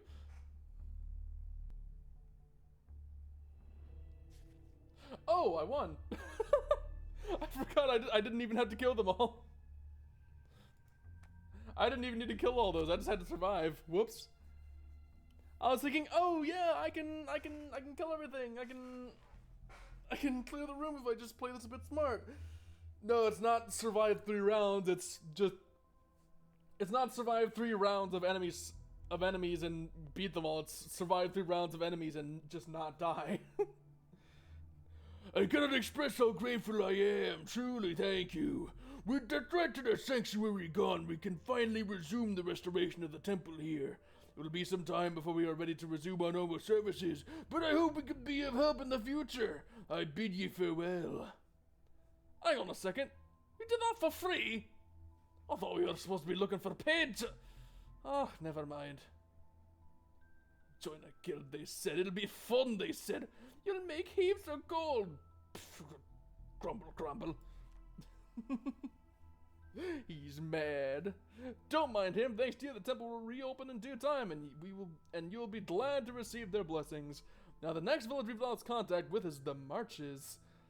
The route is under lockdown after a number of raids from small bands of vermlings camping nearby. I want you to head up north and see if you can drive them out. Oh, and watch out for their hounds. Let these scars across my face be a warning to you. Get up close to those dogs and they'll bite back. Noted. The march north. The vermlings packs control the area. It's up to you to clear out their encampment. Alright, let's see what we got here. I assume vermlings and dogs. As you head north from the Demon's Gate, the path gradually turns to mud, and the farmland gives way to small patches of woodland. Entering one of these thickets, you hear the howls of wolves on the wind and the strange, high-pitched grunts urging them on. It seems they've picked up your scent. Prepare for battle. Roll for initiative.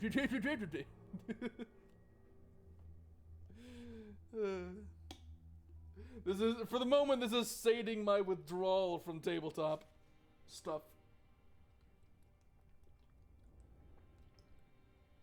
Excuse me, just drinking some water, getting some fluids into my body.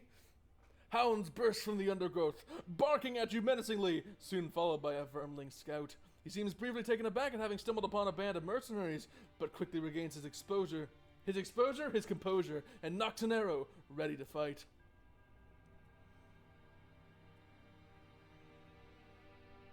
Oh, it's Scoundrel and Spellweaver? I see. Do I have anything that can push or pull? Yes, I do. Yes, I do.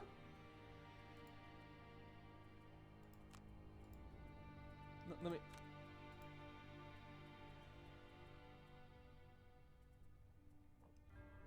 Well, I still got freezing Nova, so...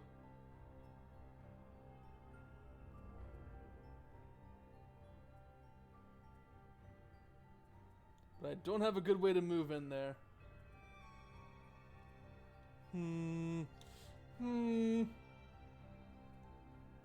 Impaling Eruption. Ooh.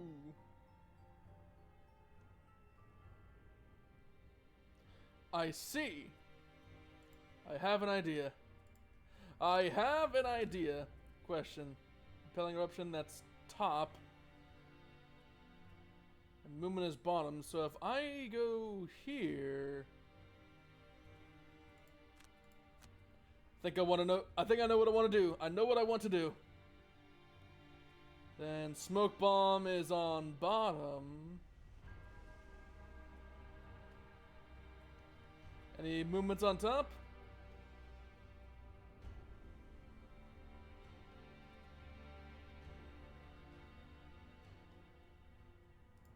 No, but I do have high initiative on top, so you know what? It'll work.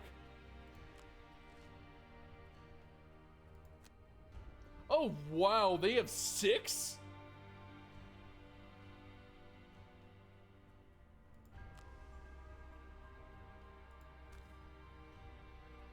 Well, shit. Maybe this isn't as good a plan as I'd hoped.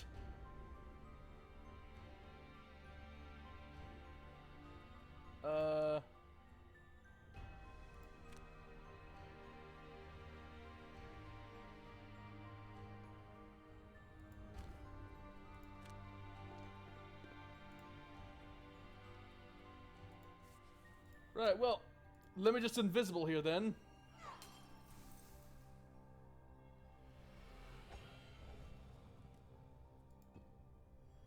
Please don't kill her. No, I can tank that. I can take that for, and I'm immobilized. Never mind, that was a terrible idea.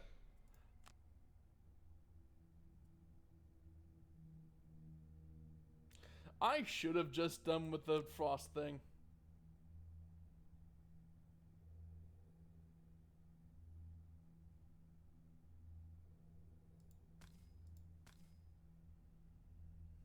Wait, hold on.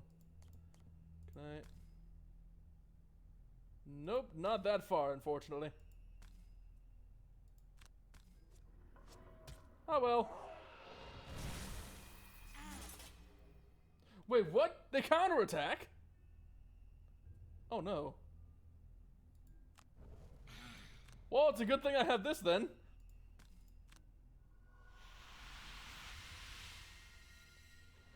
Now, please don't shoot my Spellweaver with an arrow and kill her. Scout's turn. And that's exactly what they're going to do! Except their modifier was garbage for some reason, and I'm not sure why. Frost armor. Well, that would have been great if I had thought of it before.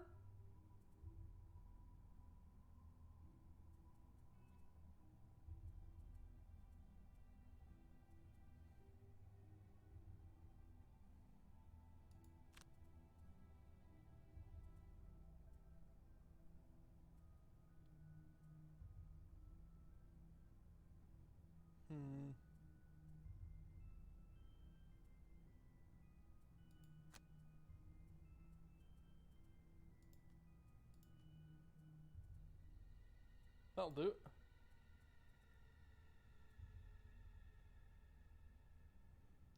Let me just...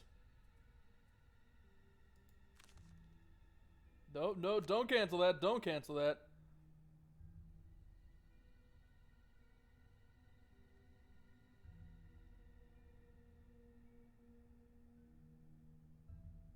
+2 and gain advantage when the target is adjacent to none of its allies. That'll work.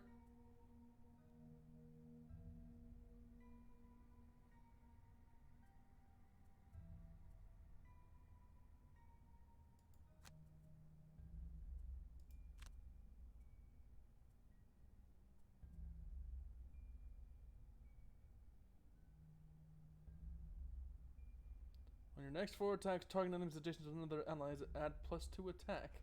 Neat.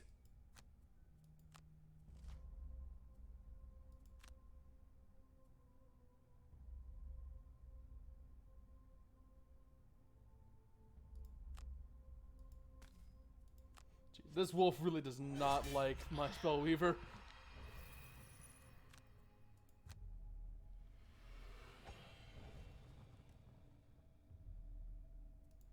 And Skeldra's turn. Please do not kill my Spellweaver. What the hell is that?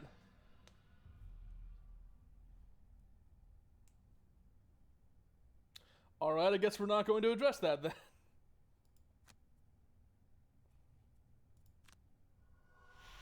Let's gonna get this frost armor up.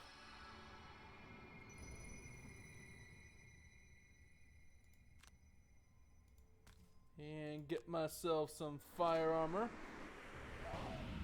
Not fire armor, fire orbs, I mean.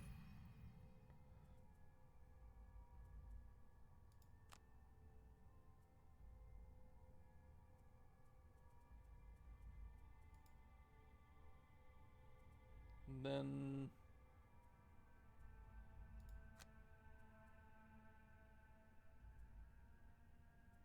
that's bottom. And that's top. Okay. Then for you...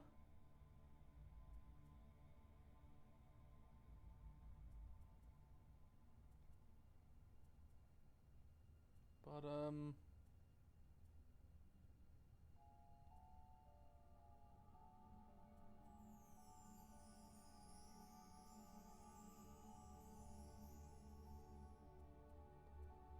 okay, throwing knives and poison.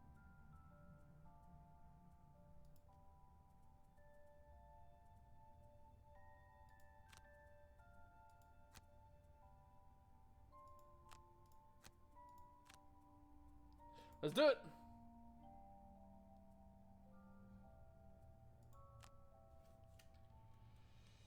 Moving forward. Please let there be someone nearby. Oh, there is not. Driving the enemies away from here should make the trade route safe once more. Let's do it then.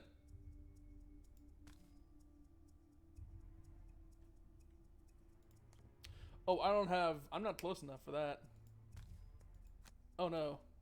I wasted my throwing knives.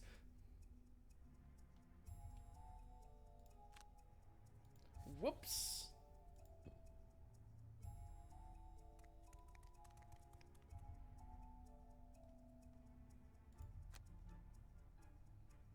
Well, at least I can get in here with the fire orbs, right? 1, 2, 3, 1, 2, 3. Yep, yes I can.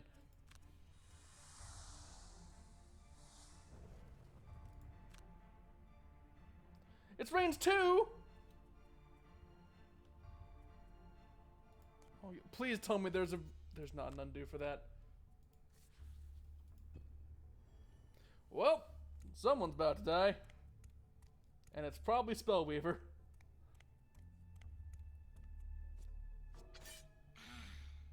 Thank you for the shitty modifier. Damn it. Oh wait, no, that was the yeah, that was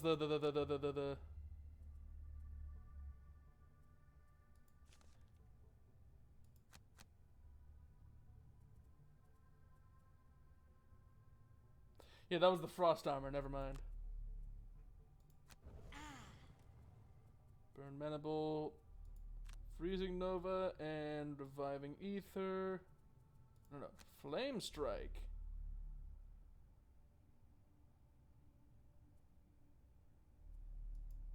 And Reviving Ether. And then for you...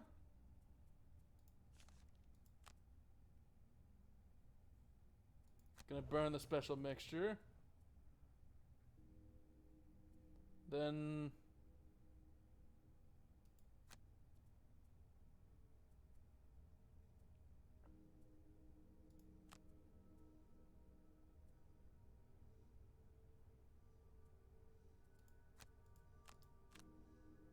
Flanking Strike, then Venom Shiv. Got it.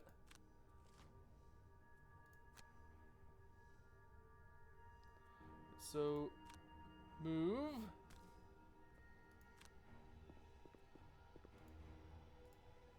Then flank the ever-loving hell out of him.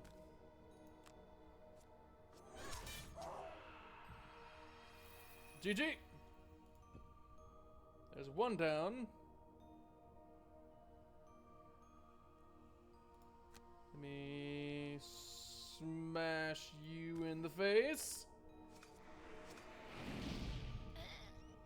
It's okay, that's not the important part. I just want my cards back. Getting better.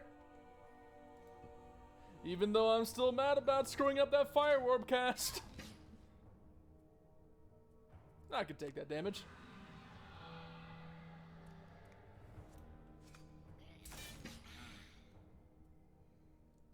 Frost Armor. Screw it! Frost Armor it.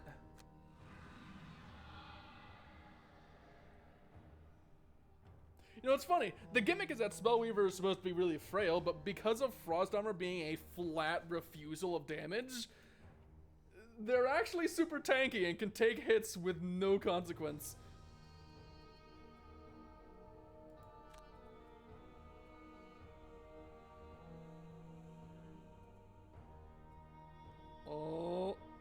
Oh, guess who's in range of Fire Orbs?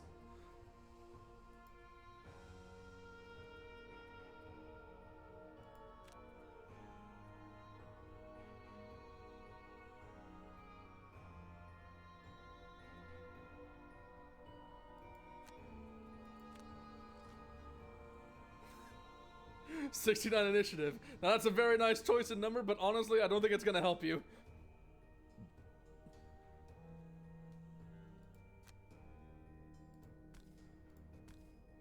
Oh boy. Goodbye!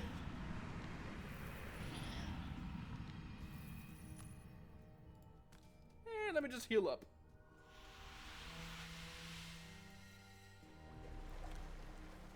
There we go, and Spellweaver's turn. And I am going to loot all of these because I like money. Though to be fair, who doesn't like money?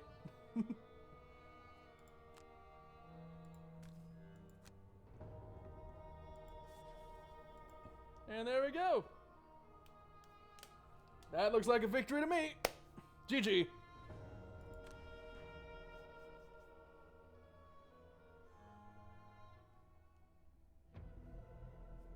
Quest complete indeed, and I got a whole other region opened up, I think. Just one more route to clear, and I shall already establish contact with enough suppliers to reopen my shop for business. I'm sure you can't wait to get your hands on some decent gear. There's some incentive for you. As your core training nears its end, I hope you are getting used to how the various abilities and effects interact with each other. You'll certainly be needing some advanced techniques on the quest to come. Anyhow, I've tracked down a... Oh. I accidentally canceled that. Oh well, even rock-hard mercenaries... No. Even rock-hard mercenaries need a helping hand sometimes. Come on down to Ram Ranch! Oh, God. This is why I shouldn't be allowed to speak. You again find yourself at the entrance to a once-abandoned crypt and begin to ask yourself, what makes all these mercenaries keep exploring tombs of undead? Gold! It must be gold. You enter the tomb expecting to find another individual in need of your tactical knowledge. Yes, tactical knowledge. Let's call it that. As I botch like 3 different spell casts in one mission. Ooh. Meet everyone's favorite walking boulder, the Cragheart. I already love him. You're badly outnumbered here and will need to employ some defensive tactics. Let's go over how Retaliate works and see how we can use that to help old Craggy out of this mess.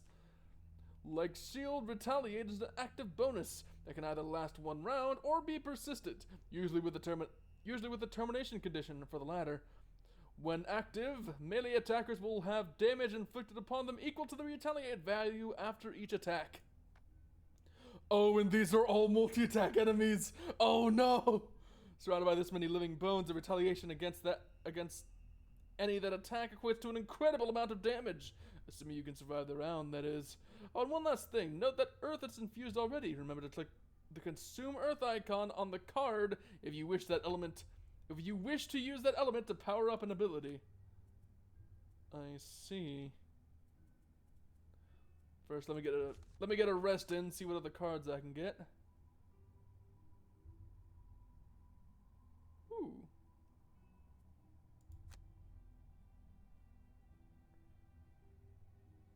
That is the opposite of what I want. That's even better, though!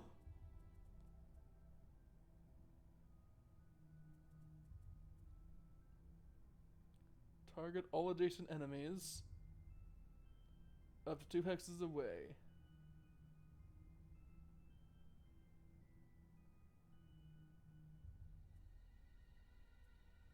Now what can I use this earth element for? Nothing? Oh wait, that is the earth element. Well shit. Massive boulder. Backup ammunition. Ooh, that sounds pretty good, actually.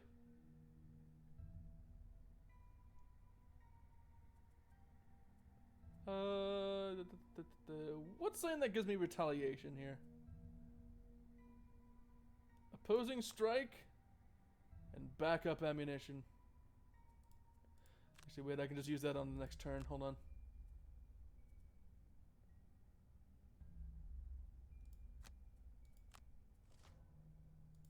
Let's do it. Oh, that's a lot of them. That's a lot of them.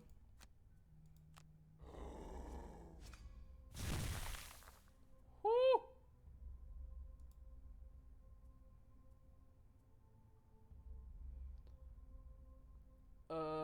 What?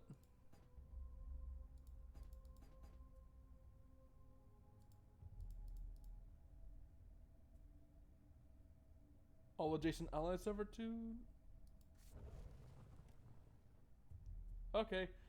Let me just put on this retaliate and suddenly become massively dangerous to anyone who wants to hurt me.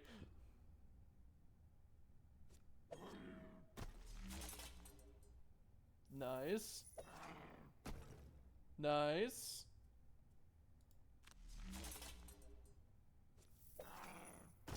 Nice. Let me just parry him with my spectacular pecs. Oh, what's that? You want some too? Alright. Come at me, bro.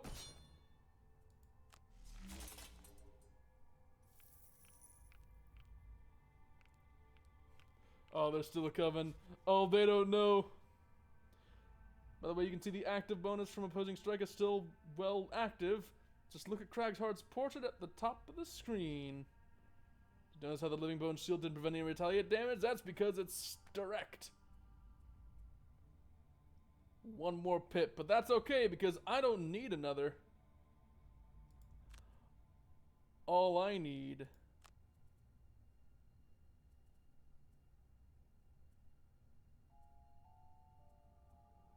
is this.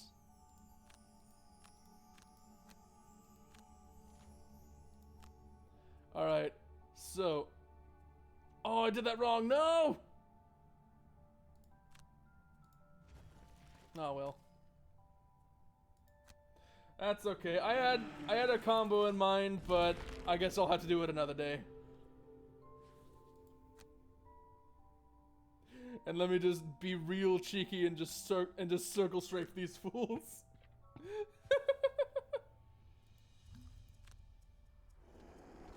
Circle strafe and heal. Let's go. Oh, I forgot they can just move through each other. Whoops. That's okay though. I can still do this.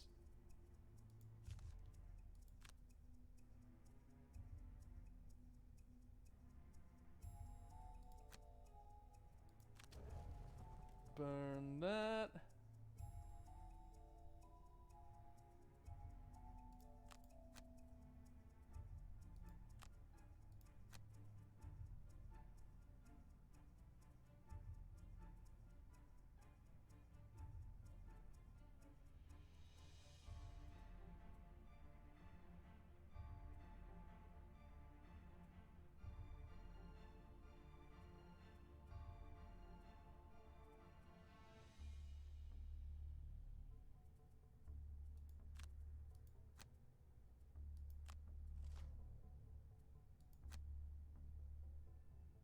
Damn, I might actually lose this.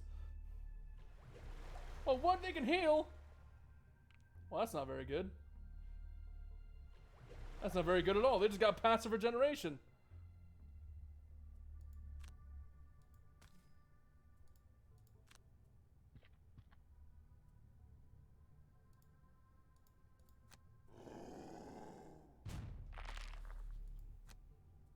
And let me get my backup ammunition set up. Oh, I may be about to die because I keep trying to make this combo happen.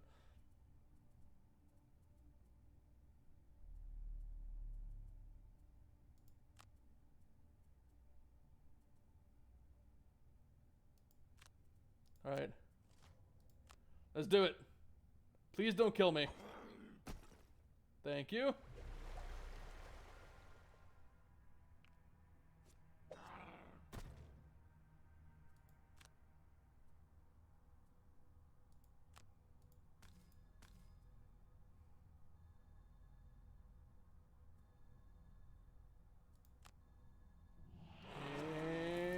And kaboosh! Wow, that's actually really weak. That was a lot more spectacular in my head. I guess I'll loot.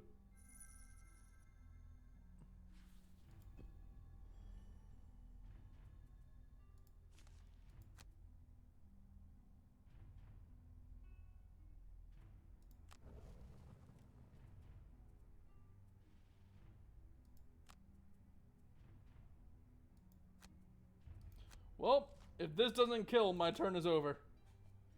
Or my attempt to do this is over.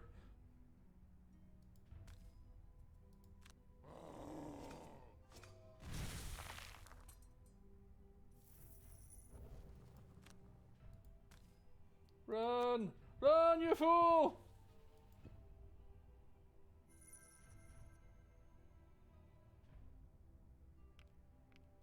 No, no, no! Damn it! Gotta burn the boulder card. No, I'm out of cards! Damn it!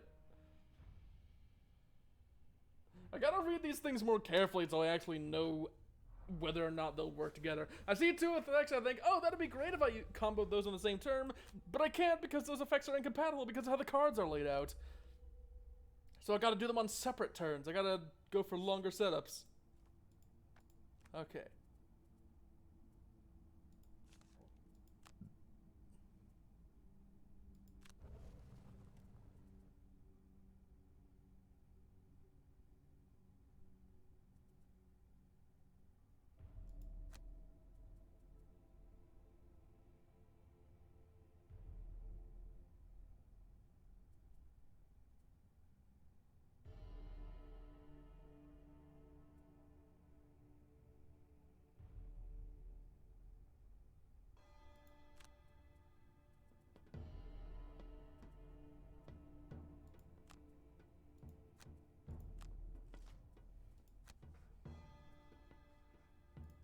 Okay, this I can do.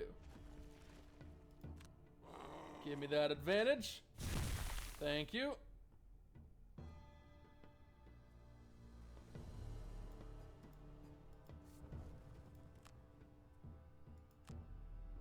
And some retaliations.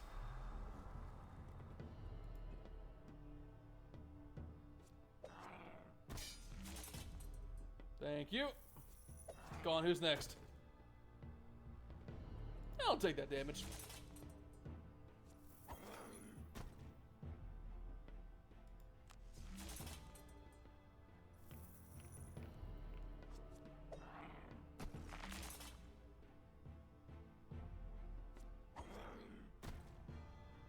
Thank you.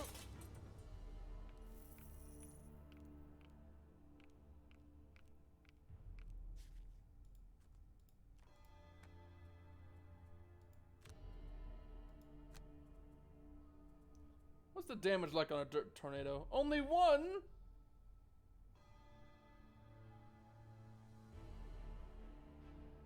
That's weak.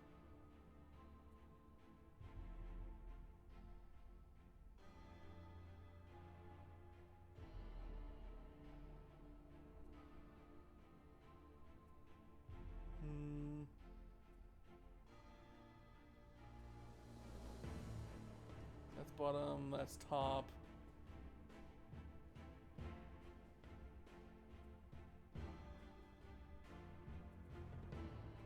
I still want to go with the backup ammunition.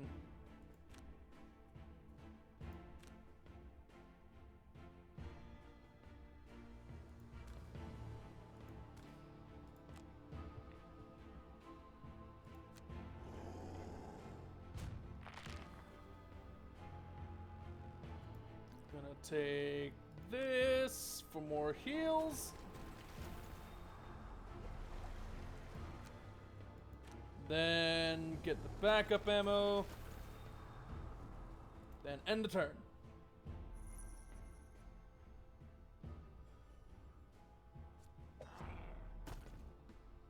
I can take that damage.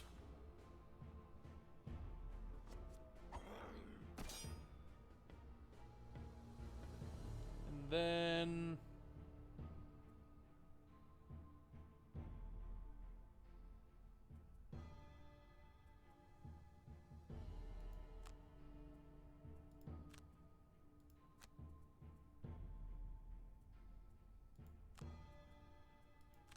see if I can make this work. Ah, they're still gonna attack me though. They're probably gonna heal. Thank you. Yep. So do they have a special ability that heals when they deal nullified damage, or is that just something they passively do?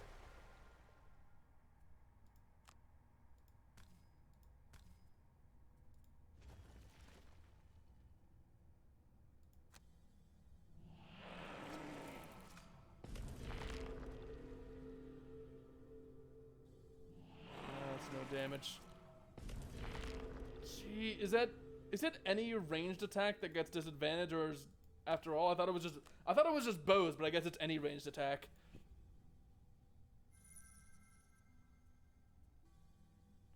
Oh well.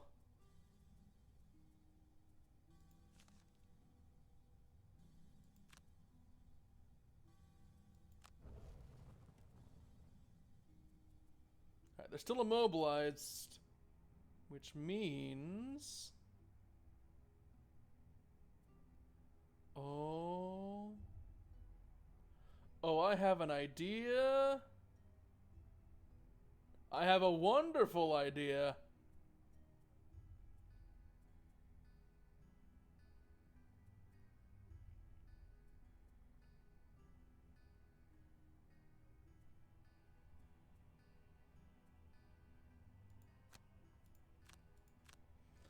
I have a spectacular idea that they have no counter for because they're currently immobilized.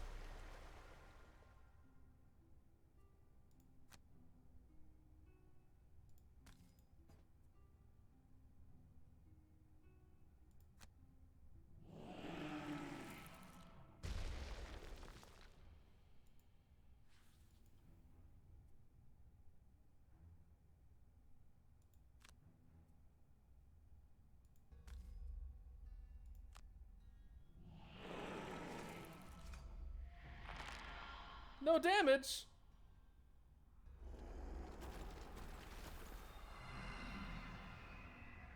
Really?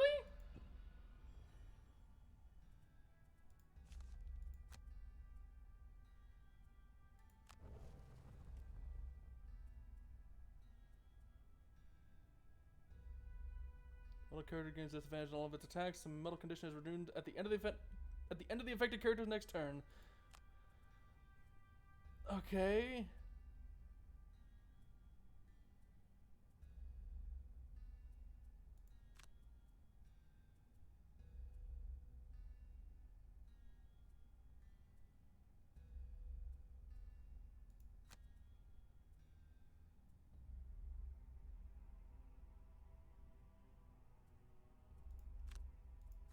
This game confuses me sometimes because I miss all the important details that are important in making sure I don't screw something up and die.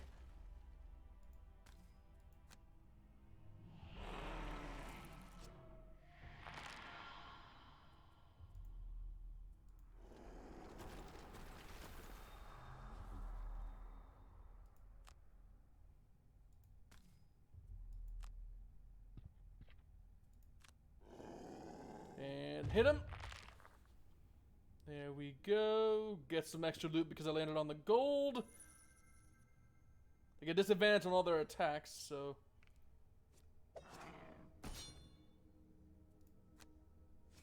Oh, but he's still probably gonna heal though. Never mind, he didn't heal. I'm still not sure what causes that.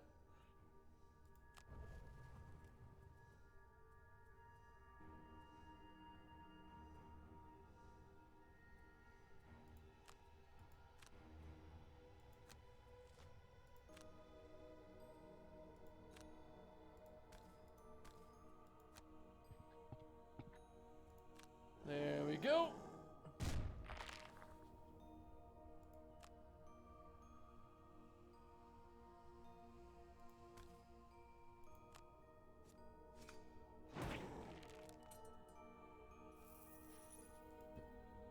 There we go. That's one more skeleton down.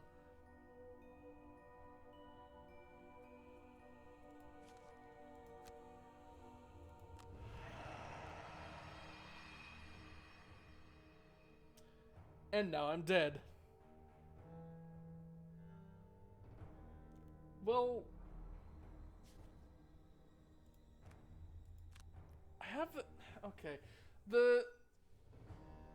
The ranged attacks I have that could AoE them all either do no damage or would rely on the ammo thing to do any damage.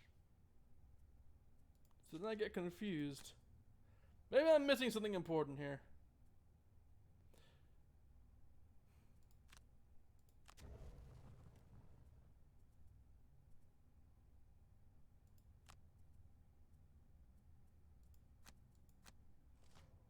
Let's run this turn through again. The Skelly will heal if it has heal on the AI card. If it doesn't draw, then it won't heal. Oh, so it depends on which card it draws. Yeah, that makes sense. It's a card-based game. I'm a fool! Unfortunately, I don't have a way to manipulate that, I don't think.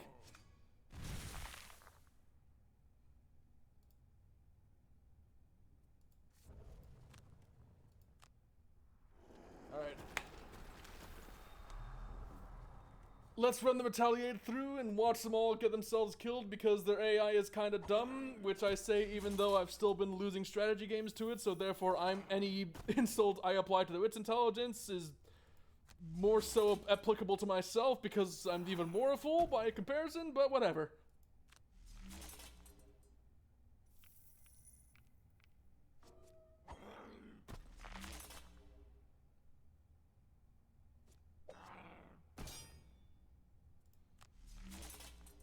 There we go. First round of skeletons gone. Now I gotta figure out what to do with these two.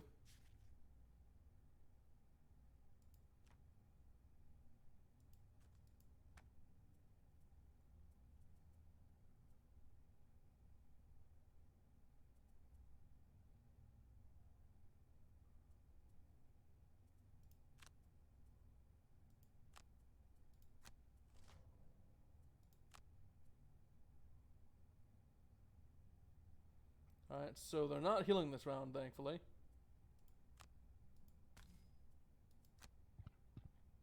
Let me slap them with this.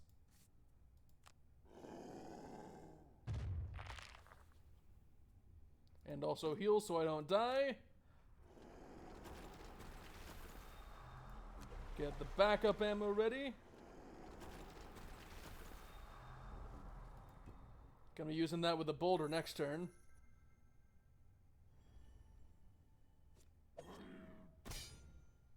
One damage.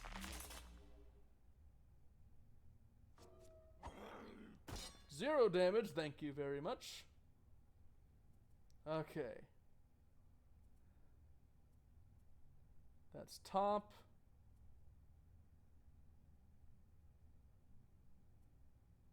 Is there an attack on the bottom somewhere I can use? Nope. I guess I'll just hope the initiative carries me. The initiative did not carry me. Shit.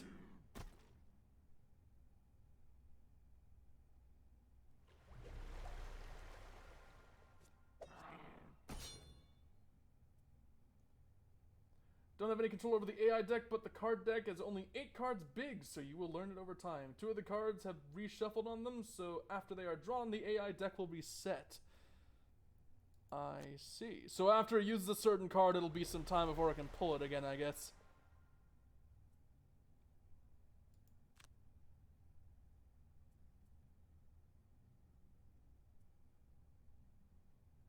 Okay.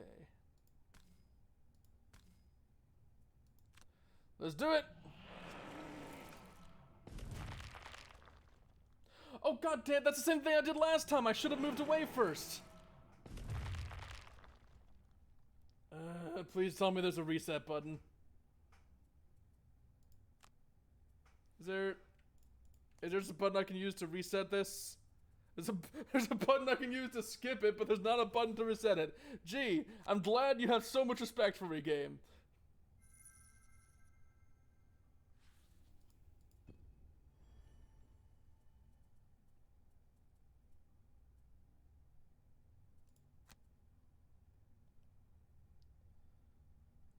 Okay.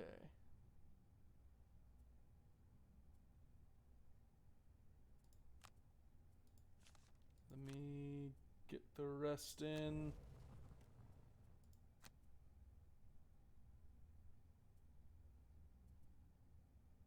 Ooh. Avalanche, you say? Oh god, it has the heal effect! No!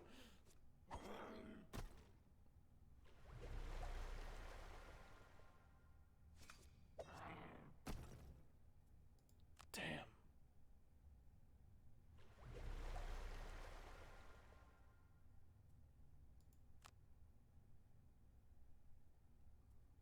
Hold on, let me... Not that one. Let me hit him with this one. Earth element for buff. Fuck him up! Yes! And then... loop around. Hit him with that. And there we go! The AI deck is a deck that tells the monsters what to do. Yes, yes. You also have the combat modifier deck that is used during attacks. Indeed. This wonderful thing here. Oh. Oh. There's only a certain number pooled in. Well, that's interesting. I'd forgotten about that. Also, the heal card has the reshuffle symbol on it in the bottom right corner of the card. Interesting. I'll have to I'll have to look for those. Do you have that somewhere? I didn't look fast enough. I'll have to look for it next time it shows up. If you play your cards right, you can navigate even the trickiest situations. Also, if you have infinite resets. Also, I like to talk about playing their cards right in a game that is quite literally based around cards. I see what you did there, game, and that makes me mad! But I can't be too upset with you. I mean, I can, but I'm going to act like I can't so people don't find me unpleasant to be around. That's 5 mercenaries recruited. I reckon just one more and we should have a large enough crew to take on some quests further out from Demon's Gate. You know, if we can find someone capable of summoning allies to the battlefield, it'll feel like we have even more mercs still. I know some vermlings are quite proficient at handling the beastly brethren of theirs. Am I gonna get a ranger? Vermlings? We're going to recruit a vermling? Don't let the rodent exterior fool you. They aren't all feral scavengers. Some vermlings develop strong psychic abilities. And rumor has it one such vermling, Mind Thief, is hunting down demons nearby. Would you say no to a demon hunter join the guild just because she looks a bit ratish? I vote we find this Mind Thief and see if she fancies joining us for a bit of the greater glory. For a chance at greater glory than hunting demons. Okay, perhaps not greater glory just yet, but glory all the same. The 0 and the by 2 in the combat modifier deck are reshuffled cards, so they reset the deck. I see. Yo, what is that enemy I'm looking at? Night Demon. Attackers gain disadvantage. Is this a boss fight? Is this going to be a boss fight? No one in the marches is willing to help you find the Mind Thief. They all turn away when you mention the vermlings. As you are about to leave, a small girl runs up and says, "The rat lady was here. She said she's going to drive away the demons from the abandoned dungeon under the keep to the east. She gave me this." She shows you a small straw doll in the shape of a rather unpleasant rodent. You head to the keep and venture down the musty steps to the dungeon below. As a nighty boy, have fun. Follower detected. Hey, thanks for the follow, Medio Medid 707. Whoever you are, you're a friend to me. Unless you say something mean, in which case we aren't friends anymore. But until that day comes, welcome aboard. I hope you enjoy your stay. Let's see what this Mind Thief is capable of.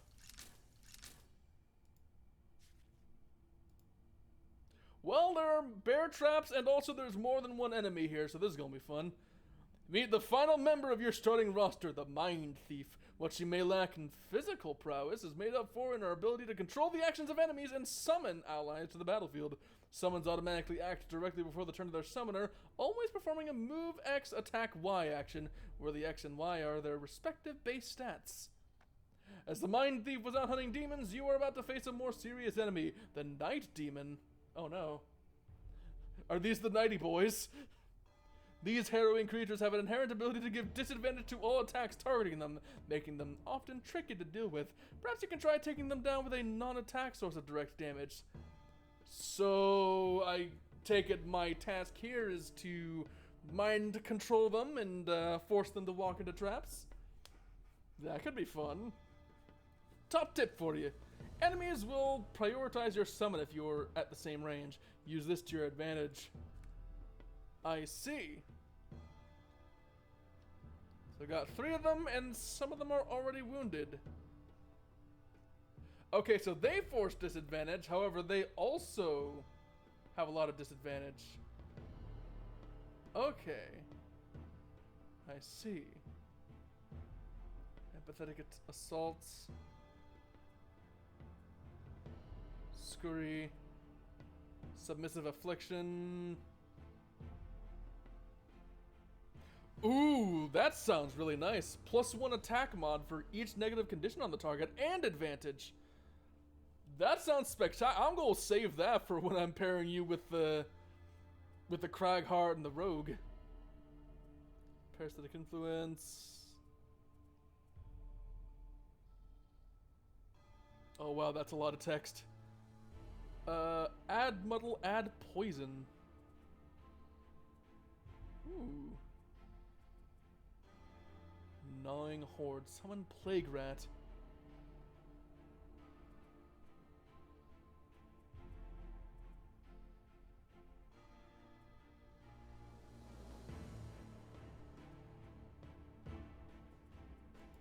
Alright, into the night, turn invisible, then I'm gonna summon the rat. Oh god, they have 7 on initiative.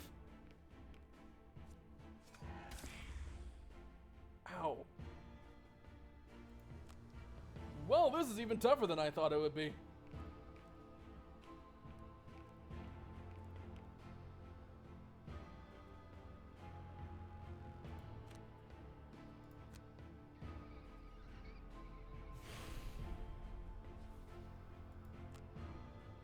Gonna summon the rat over behind me.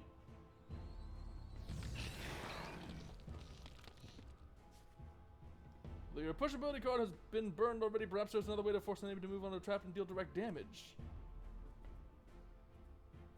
Let me short rest.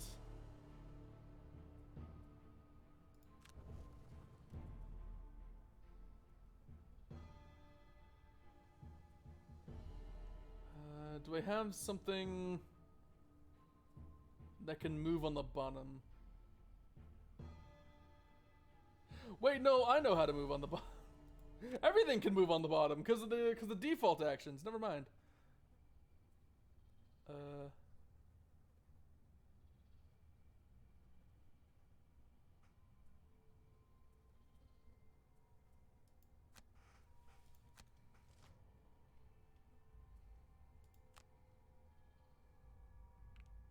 Yes. Yes.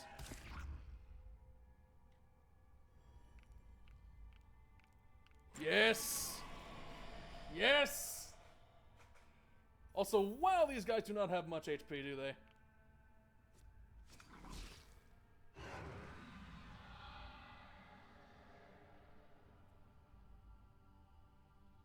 Alright. Gonna move here. Skip the rest of my movement. Heal up a bit.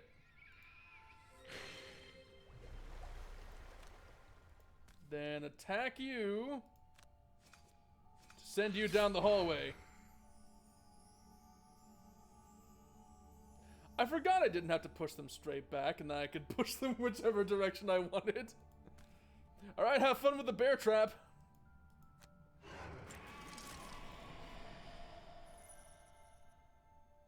You know, I think I like the Mind Thief significantly more so than anyone else.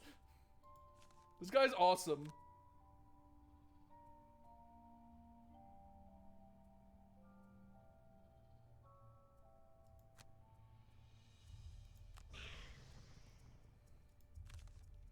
No, don't cancel that.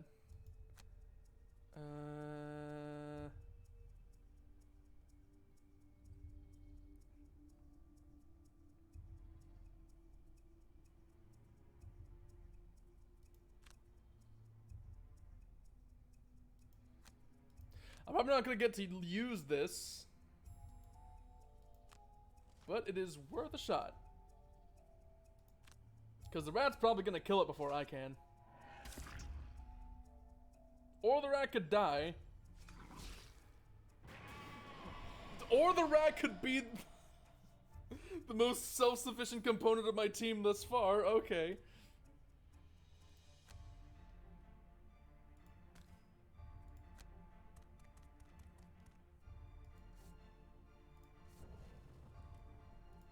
And I guess I'll just skip everything else. Give me that gold, game! And there we go! That was significantly easier than the last one. I think I found my favorite. I think I found my second favorite troop. Or maybe third favorite. This guy, alright, this guy, the Spell Weaver and the Tinkerer are easily my favorites. In fact, you should check this one out first. A few nights ago, a falling star was said to have been seen landing in the forest clearing near Gibbet Hill. But when the villagers went to investigate, there was no trace of anything having landed there. Is this gonna be some color from space shit going on? Also, I only just realized. Can you see it? Can you see it? There's something up with the map here. Something ain't right with how this map was drawn, guys. Oh no, minuscule, easily missable graphical component in a game that's otherwise fantastic. Oh no, whatever will I do? Time to make a 30-minute YouTube video. Gloomhaven, worst game ever. I'm being sarcastic, by the way, in case you couldn't tell from my tone. A day or so later, they started experiencing minor earthquakes emanating just north of the village, not far from the clearing. Nothing up there except an old, decrepit crypt, and the villagers, being villagers, are too scared to investigate.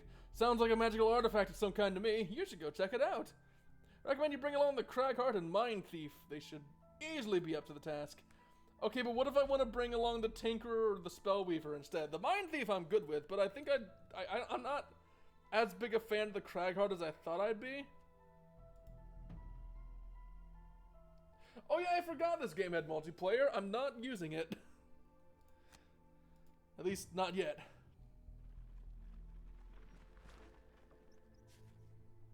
Ooh, let's see what we got here. After following the directions from the villagers at Gibbet Hill, you come to the entrance of an old ruined crypt.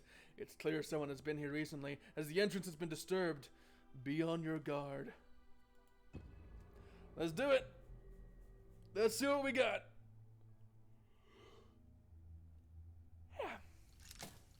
While this is loading, gonna get some water in me.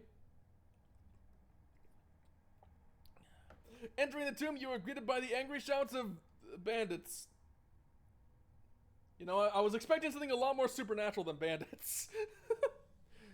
You ain't getting this, Starstone. We found it, so bugger off!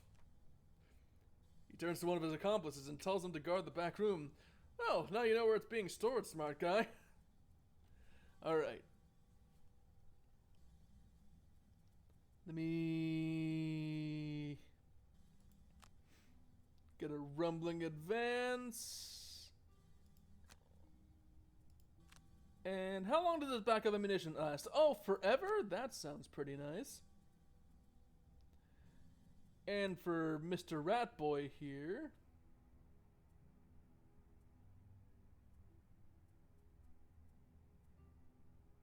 gonna summon a rat. Once I figure out what else to use. Rat is on the top, so I need something on the bottom.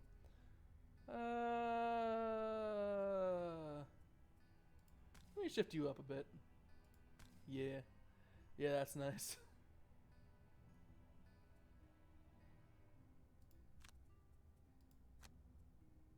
There we go.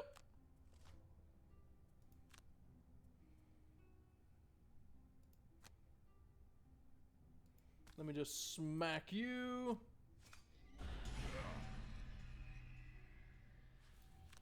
And summon up a rat.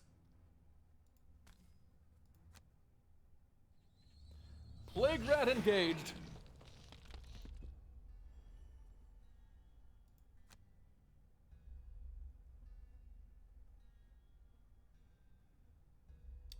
Oh.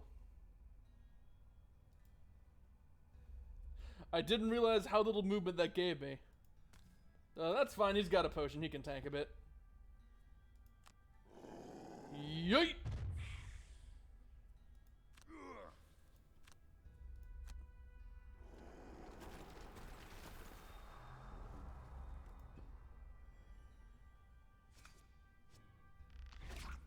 Thank you for attacking my expendable rat.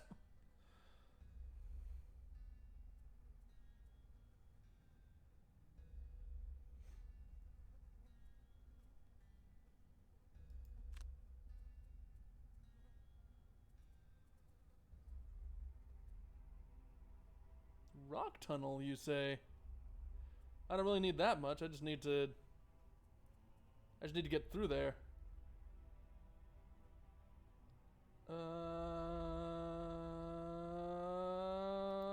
Let's go for crater. Yeah. What are you gonna do? Into the night? Yeah, that sounds pretty good.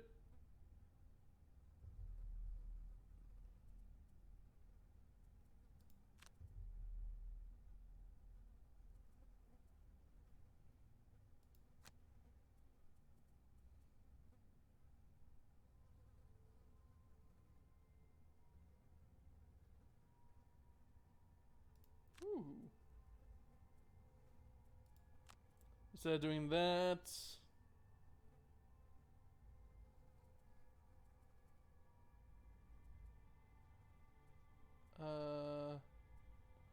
Invisible self, that's on bottom, so I need something on top.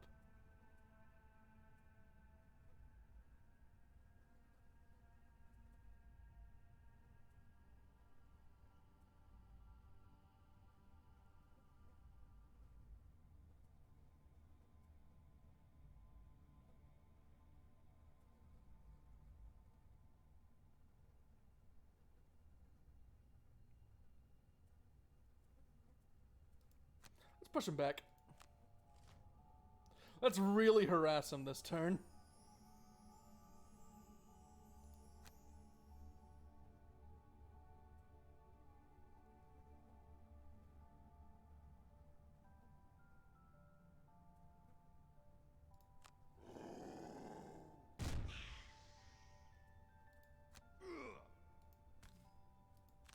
And kaboosh.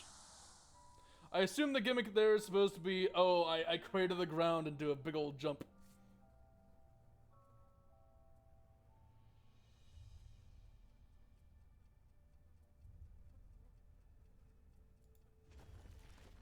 Oh, yeah. Oh, yeah. Oh, that's some good AoE. Oh, yeah. Get wrecked.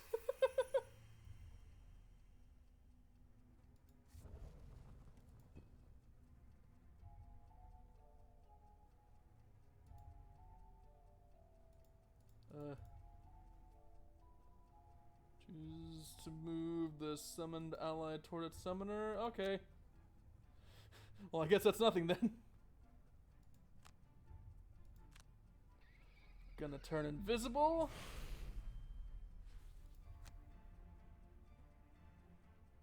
And, oh, wait, hold on. Oh, wait, I didn't pick a movement thing. Wait, October 1st is Halloween? No, it isn't. October 1st is not Halloween. October 31st? I think.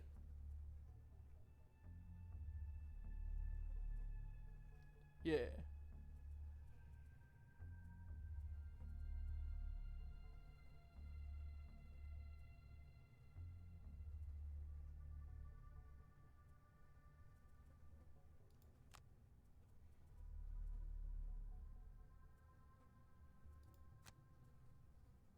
Well, let me...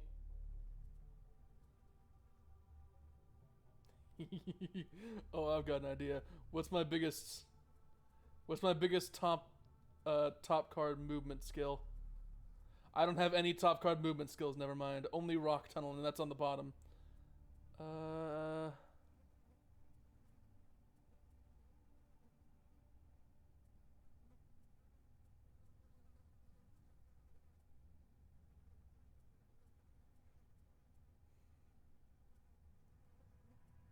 Wow, I have no movement skills on the top. This sucks. Crackheart, why do you suck so much? Like, honest question, why do you suck?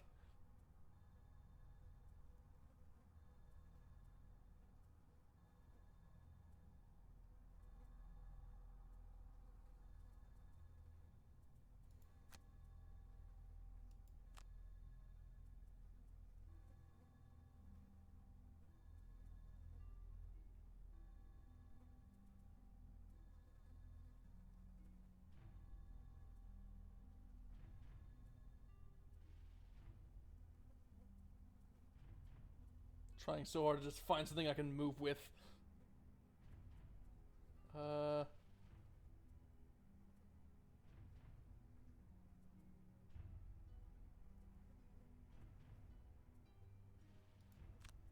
Yeah, sure, I guess I'll go with those. Form short rests. Nah. That looks good.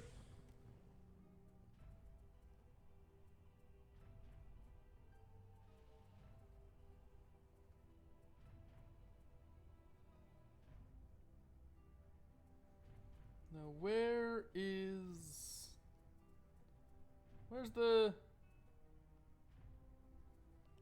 my summon card? Feedback loop. Do I not get my summon card back? That's a shame.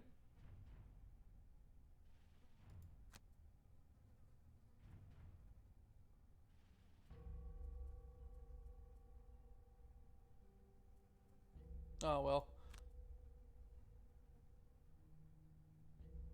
Let me scurry, then attack.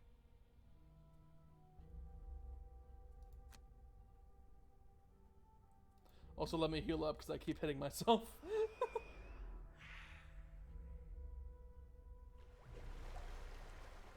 Okay, first,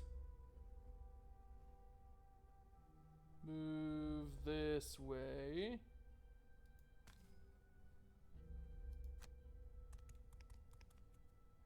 Then skip attack. Then confirm movement. Ooh. Instead, this room is being used as some kind of storage dump, and you can see a chest sitting on the floor. Time to grab the loot and silence anyone who stands in your way.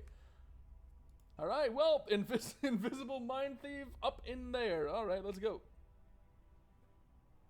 1,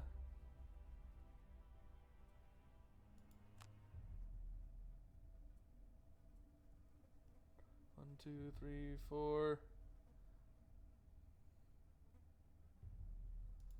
Yeah, sure, let's go for it.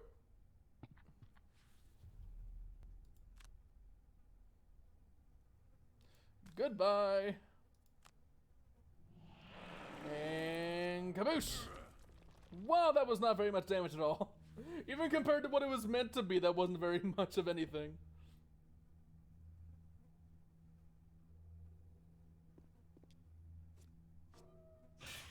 I'm not invisible anymore. That's a shame.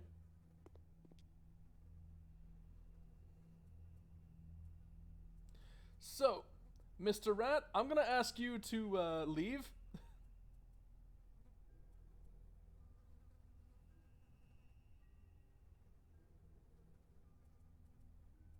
Is that top button? That's bottom. So what's something that I have with attack on, with movement on top? Nothing? Awesome.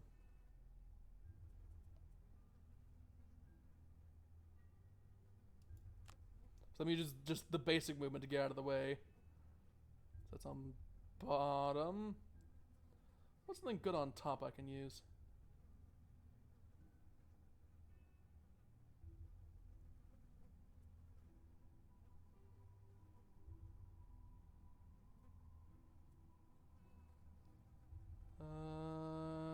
Nothing.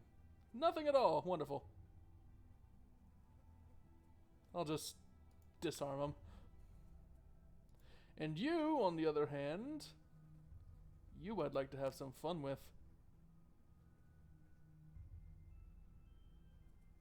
First. Short rest.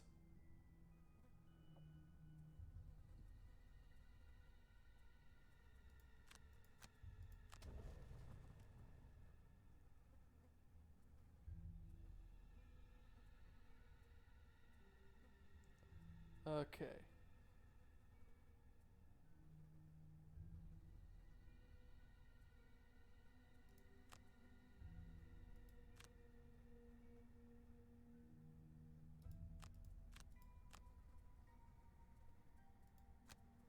Let's do it.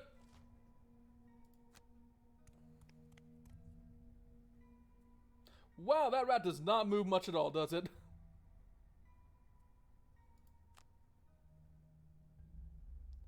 Attack for range 5? I didn't know I had that much range on that. Oh, it's like a psychic ability. Okay, I understand now. Or it's just a screech.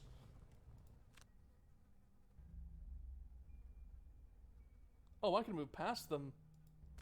Ooh, that I can work with.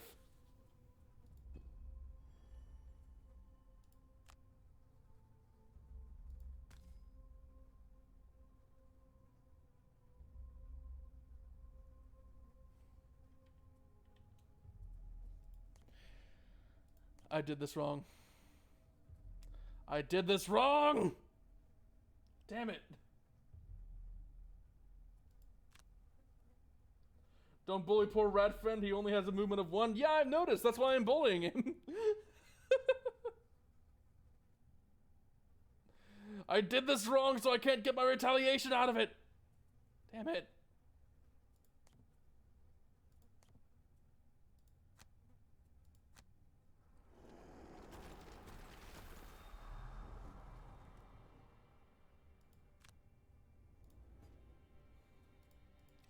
I guess we'll just skip. Ugh. No! That's not what I wanted!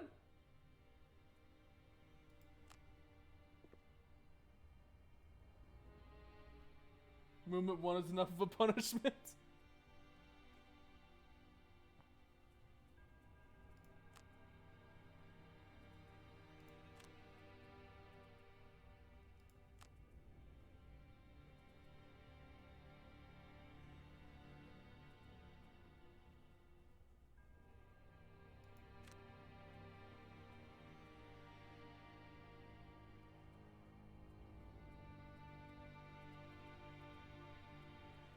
Okay, let's go to the rat. Definitely gonna get a short rest, see if I can get some good cards out of it. Feedback loop, mind's weakness. No, not really. Alright, Into the Night is bottom invisible. So...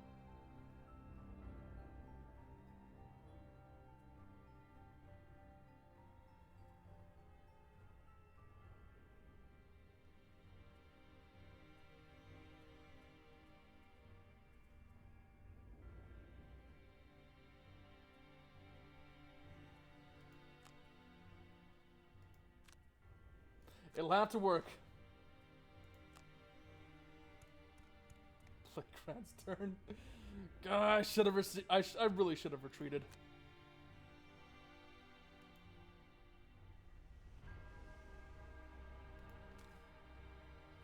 No, no, no, no, no, no. I should not move around them because I have heavy boulder lined up. Alright, invisible? This should keep them from attacking me, right? Theoretically, maybe?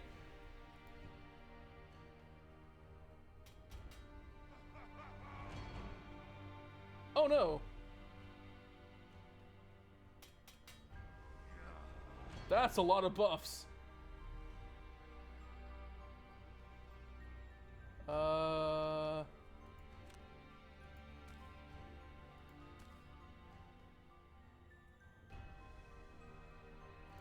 Hold on. First.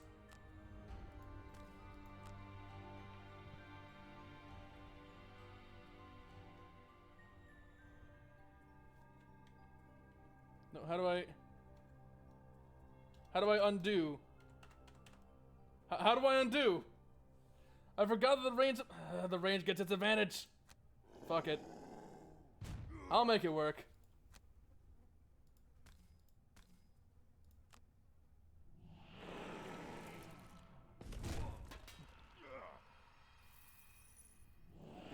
Get him! I can hit myself with that. I thought that was just a... Getting mad at this game.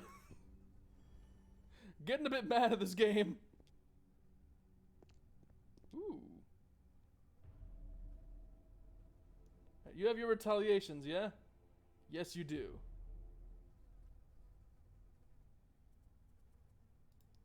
Short rest. What others do I have? Screw it, I'll redraw. Got my massive boulder.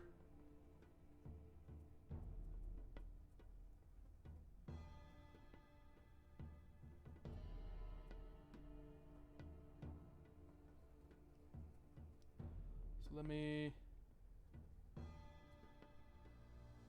It's on top, so... Ooh. That could be good. I'm starting to like this. Let's have Krieg hit himself more often. No! That makes everything so much worse. Let's see what cards we can get.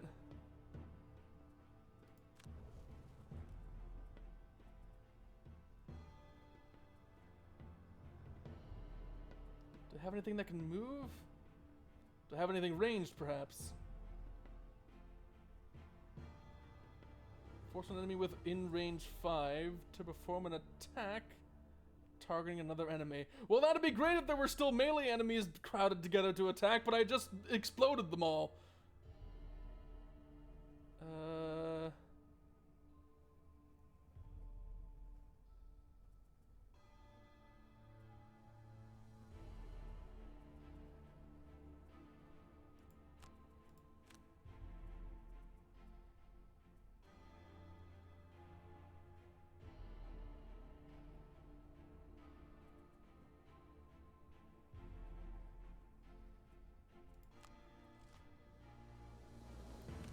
Let's go for it.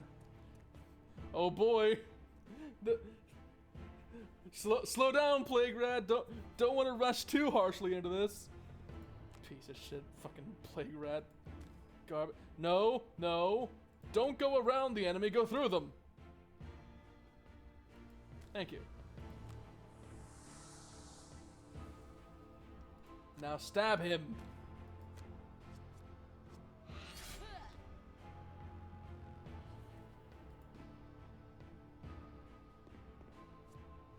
And now he's dead.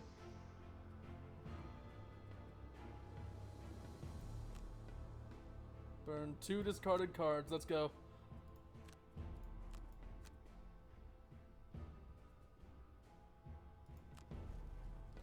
Ratman's probably about to die. Burn 1 available card. You have 1 turn left to not die, Mr. Rat.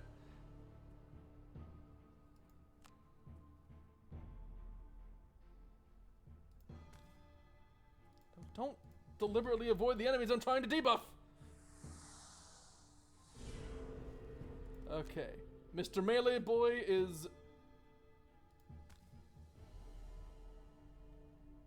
I'm 1 space away from hitting them both because you backed away from the Rat Man. I'm going to hurt whoever decided to design the AI in this game and make it awful. That's an exaggeration, by the way. I'm not going to do that. I'm a peaceful person. Also, that's like the one time the AI itself has actually annoyed. That's...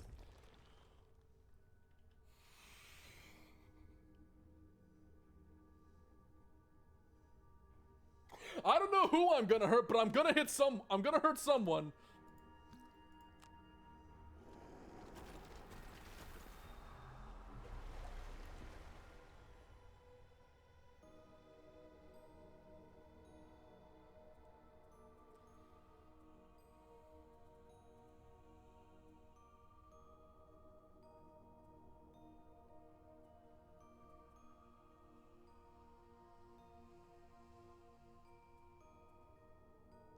Attack 2, range 5.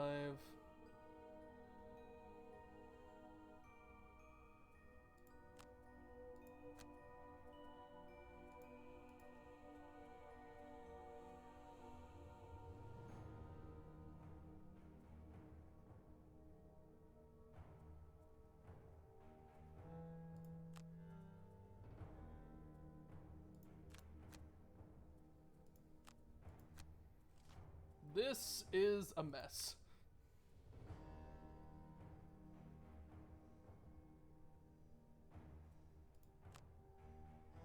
At least I get the chest, though. Wait, hold on. Okay, range 5.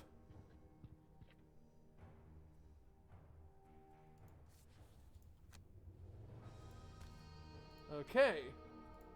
And I get Earth so I can immobilize them. Not that that's truly important. Okay, thank you for the +2. At least I can keep them from retreating, which means they're a little bit more predictable. Resonant Crystal? That's not even very helpful. I'll probably sell it the first chance I get. Plague Rat's turn. Holy shit, the Plague Rat! He came through for me after all. Oh, forget everything bad I said about you, Plague Rat. He came through for me in the end. Oh my god. Okay. Okay, see, Raffin is best friend? I can't believe I've been disproven. Okay. What's the best move here? Attack 2. I mean, that's forcing someone else to attack 2. Attack 2 or attack 1 with advantage. I'm just gonna grab the gold and stab a bitch. I'm just gonna grab the gold and stab him.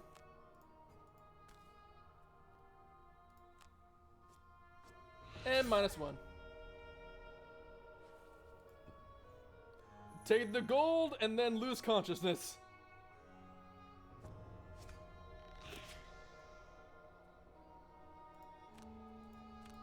I mean, you're gonna die this turn anyway, so I'm not sure what would make much of a difference there. Oh, dang! Mind Thief exhausted. Yes, exhausted. That's the word we should use as they descend, as they ascend from this mortal plane.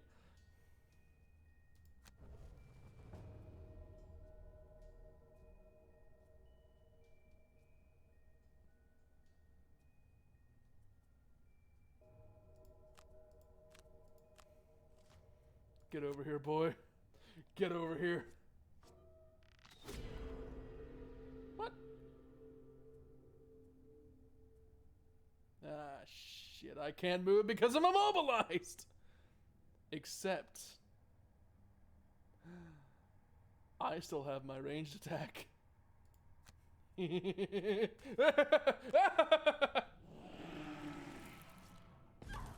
GG, boy.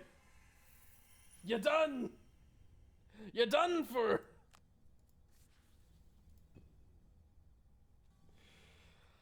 Oh, God. Ever since Halo Reach, I never thought I'd see a more infuriating application of sniper enemies. But lo and behold, I have found it. I have found a more frustrating sniper than that one dude from Rainbow Six with the thermal scope. The crystal throbs in your hand.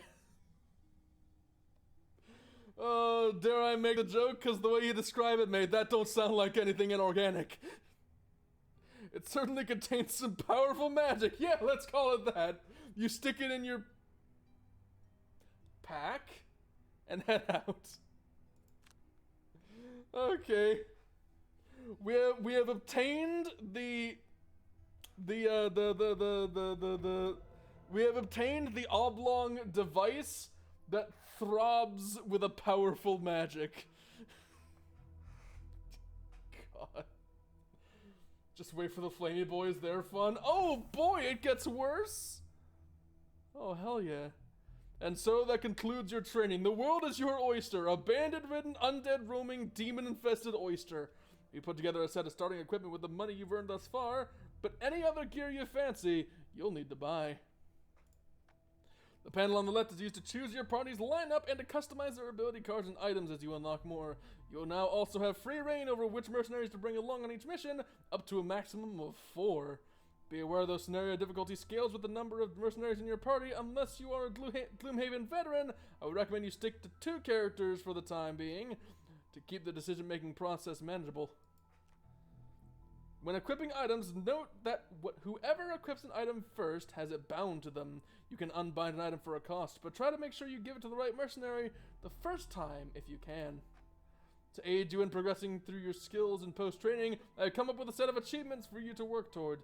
These can be accessed via the trainer icon at the bottom of the screen. Completing these will reward your guild with more gold, quests, and locations to discover, sometimes even missions to recover powerful relics. You can pop by my shop by clicking the merchant icon on the top of the screen. I've mostly got basic items in stock right now, but as you keep exploring and restore the routes to more villages, more and more items will be added to my stock. Speaking of which, could you journey down to the southwestern coast and open up the old spice routes? I had links to towns there in the past, Bloodford in the west, and Wayfarer's Rest in the southeast. Choose your team, gear them up, and you're ready to go. Good luck, Guildmaster. And immediately I am greeted by that beautiful face. Oh boy. You know what? Okay, wow, the world map looks a lot Looks a lot more intimidating when I zoom out like this, so I'm gonna zoom back in. You know what? I had a good time with this thus far. Definitely not gonna be the only time I play this. Y'all can probably look forward to seeing me take a couple more shots at this in the future and seeing what other awful things I can cause to happen to my party. But for the moment, I think that's where I'm gonna leave it. So allow me to step out of the main menu. All progress will be saved. Alright, it is an autosave system. Let me just step out. That's the wrong button. Let me just step out of here. And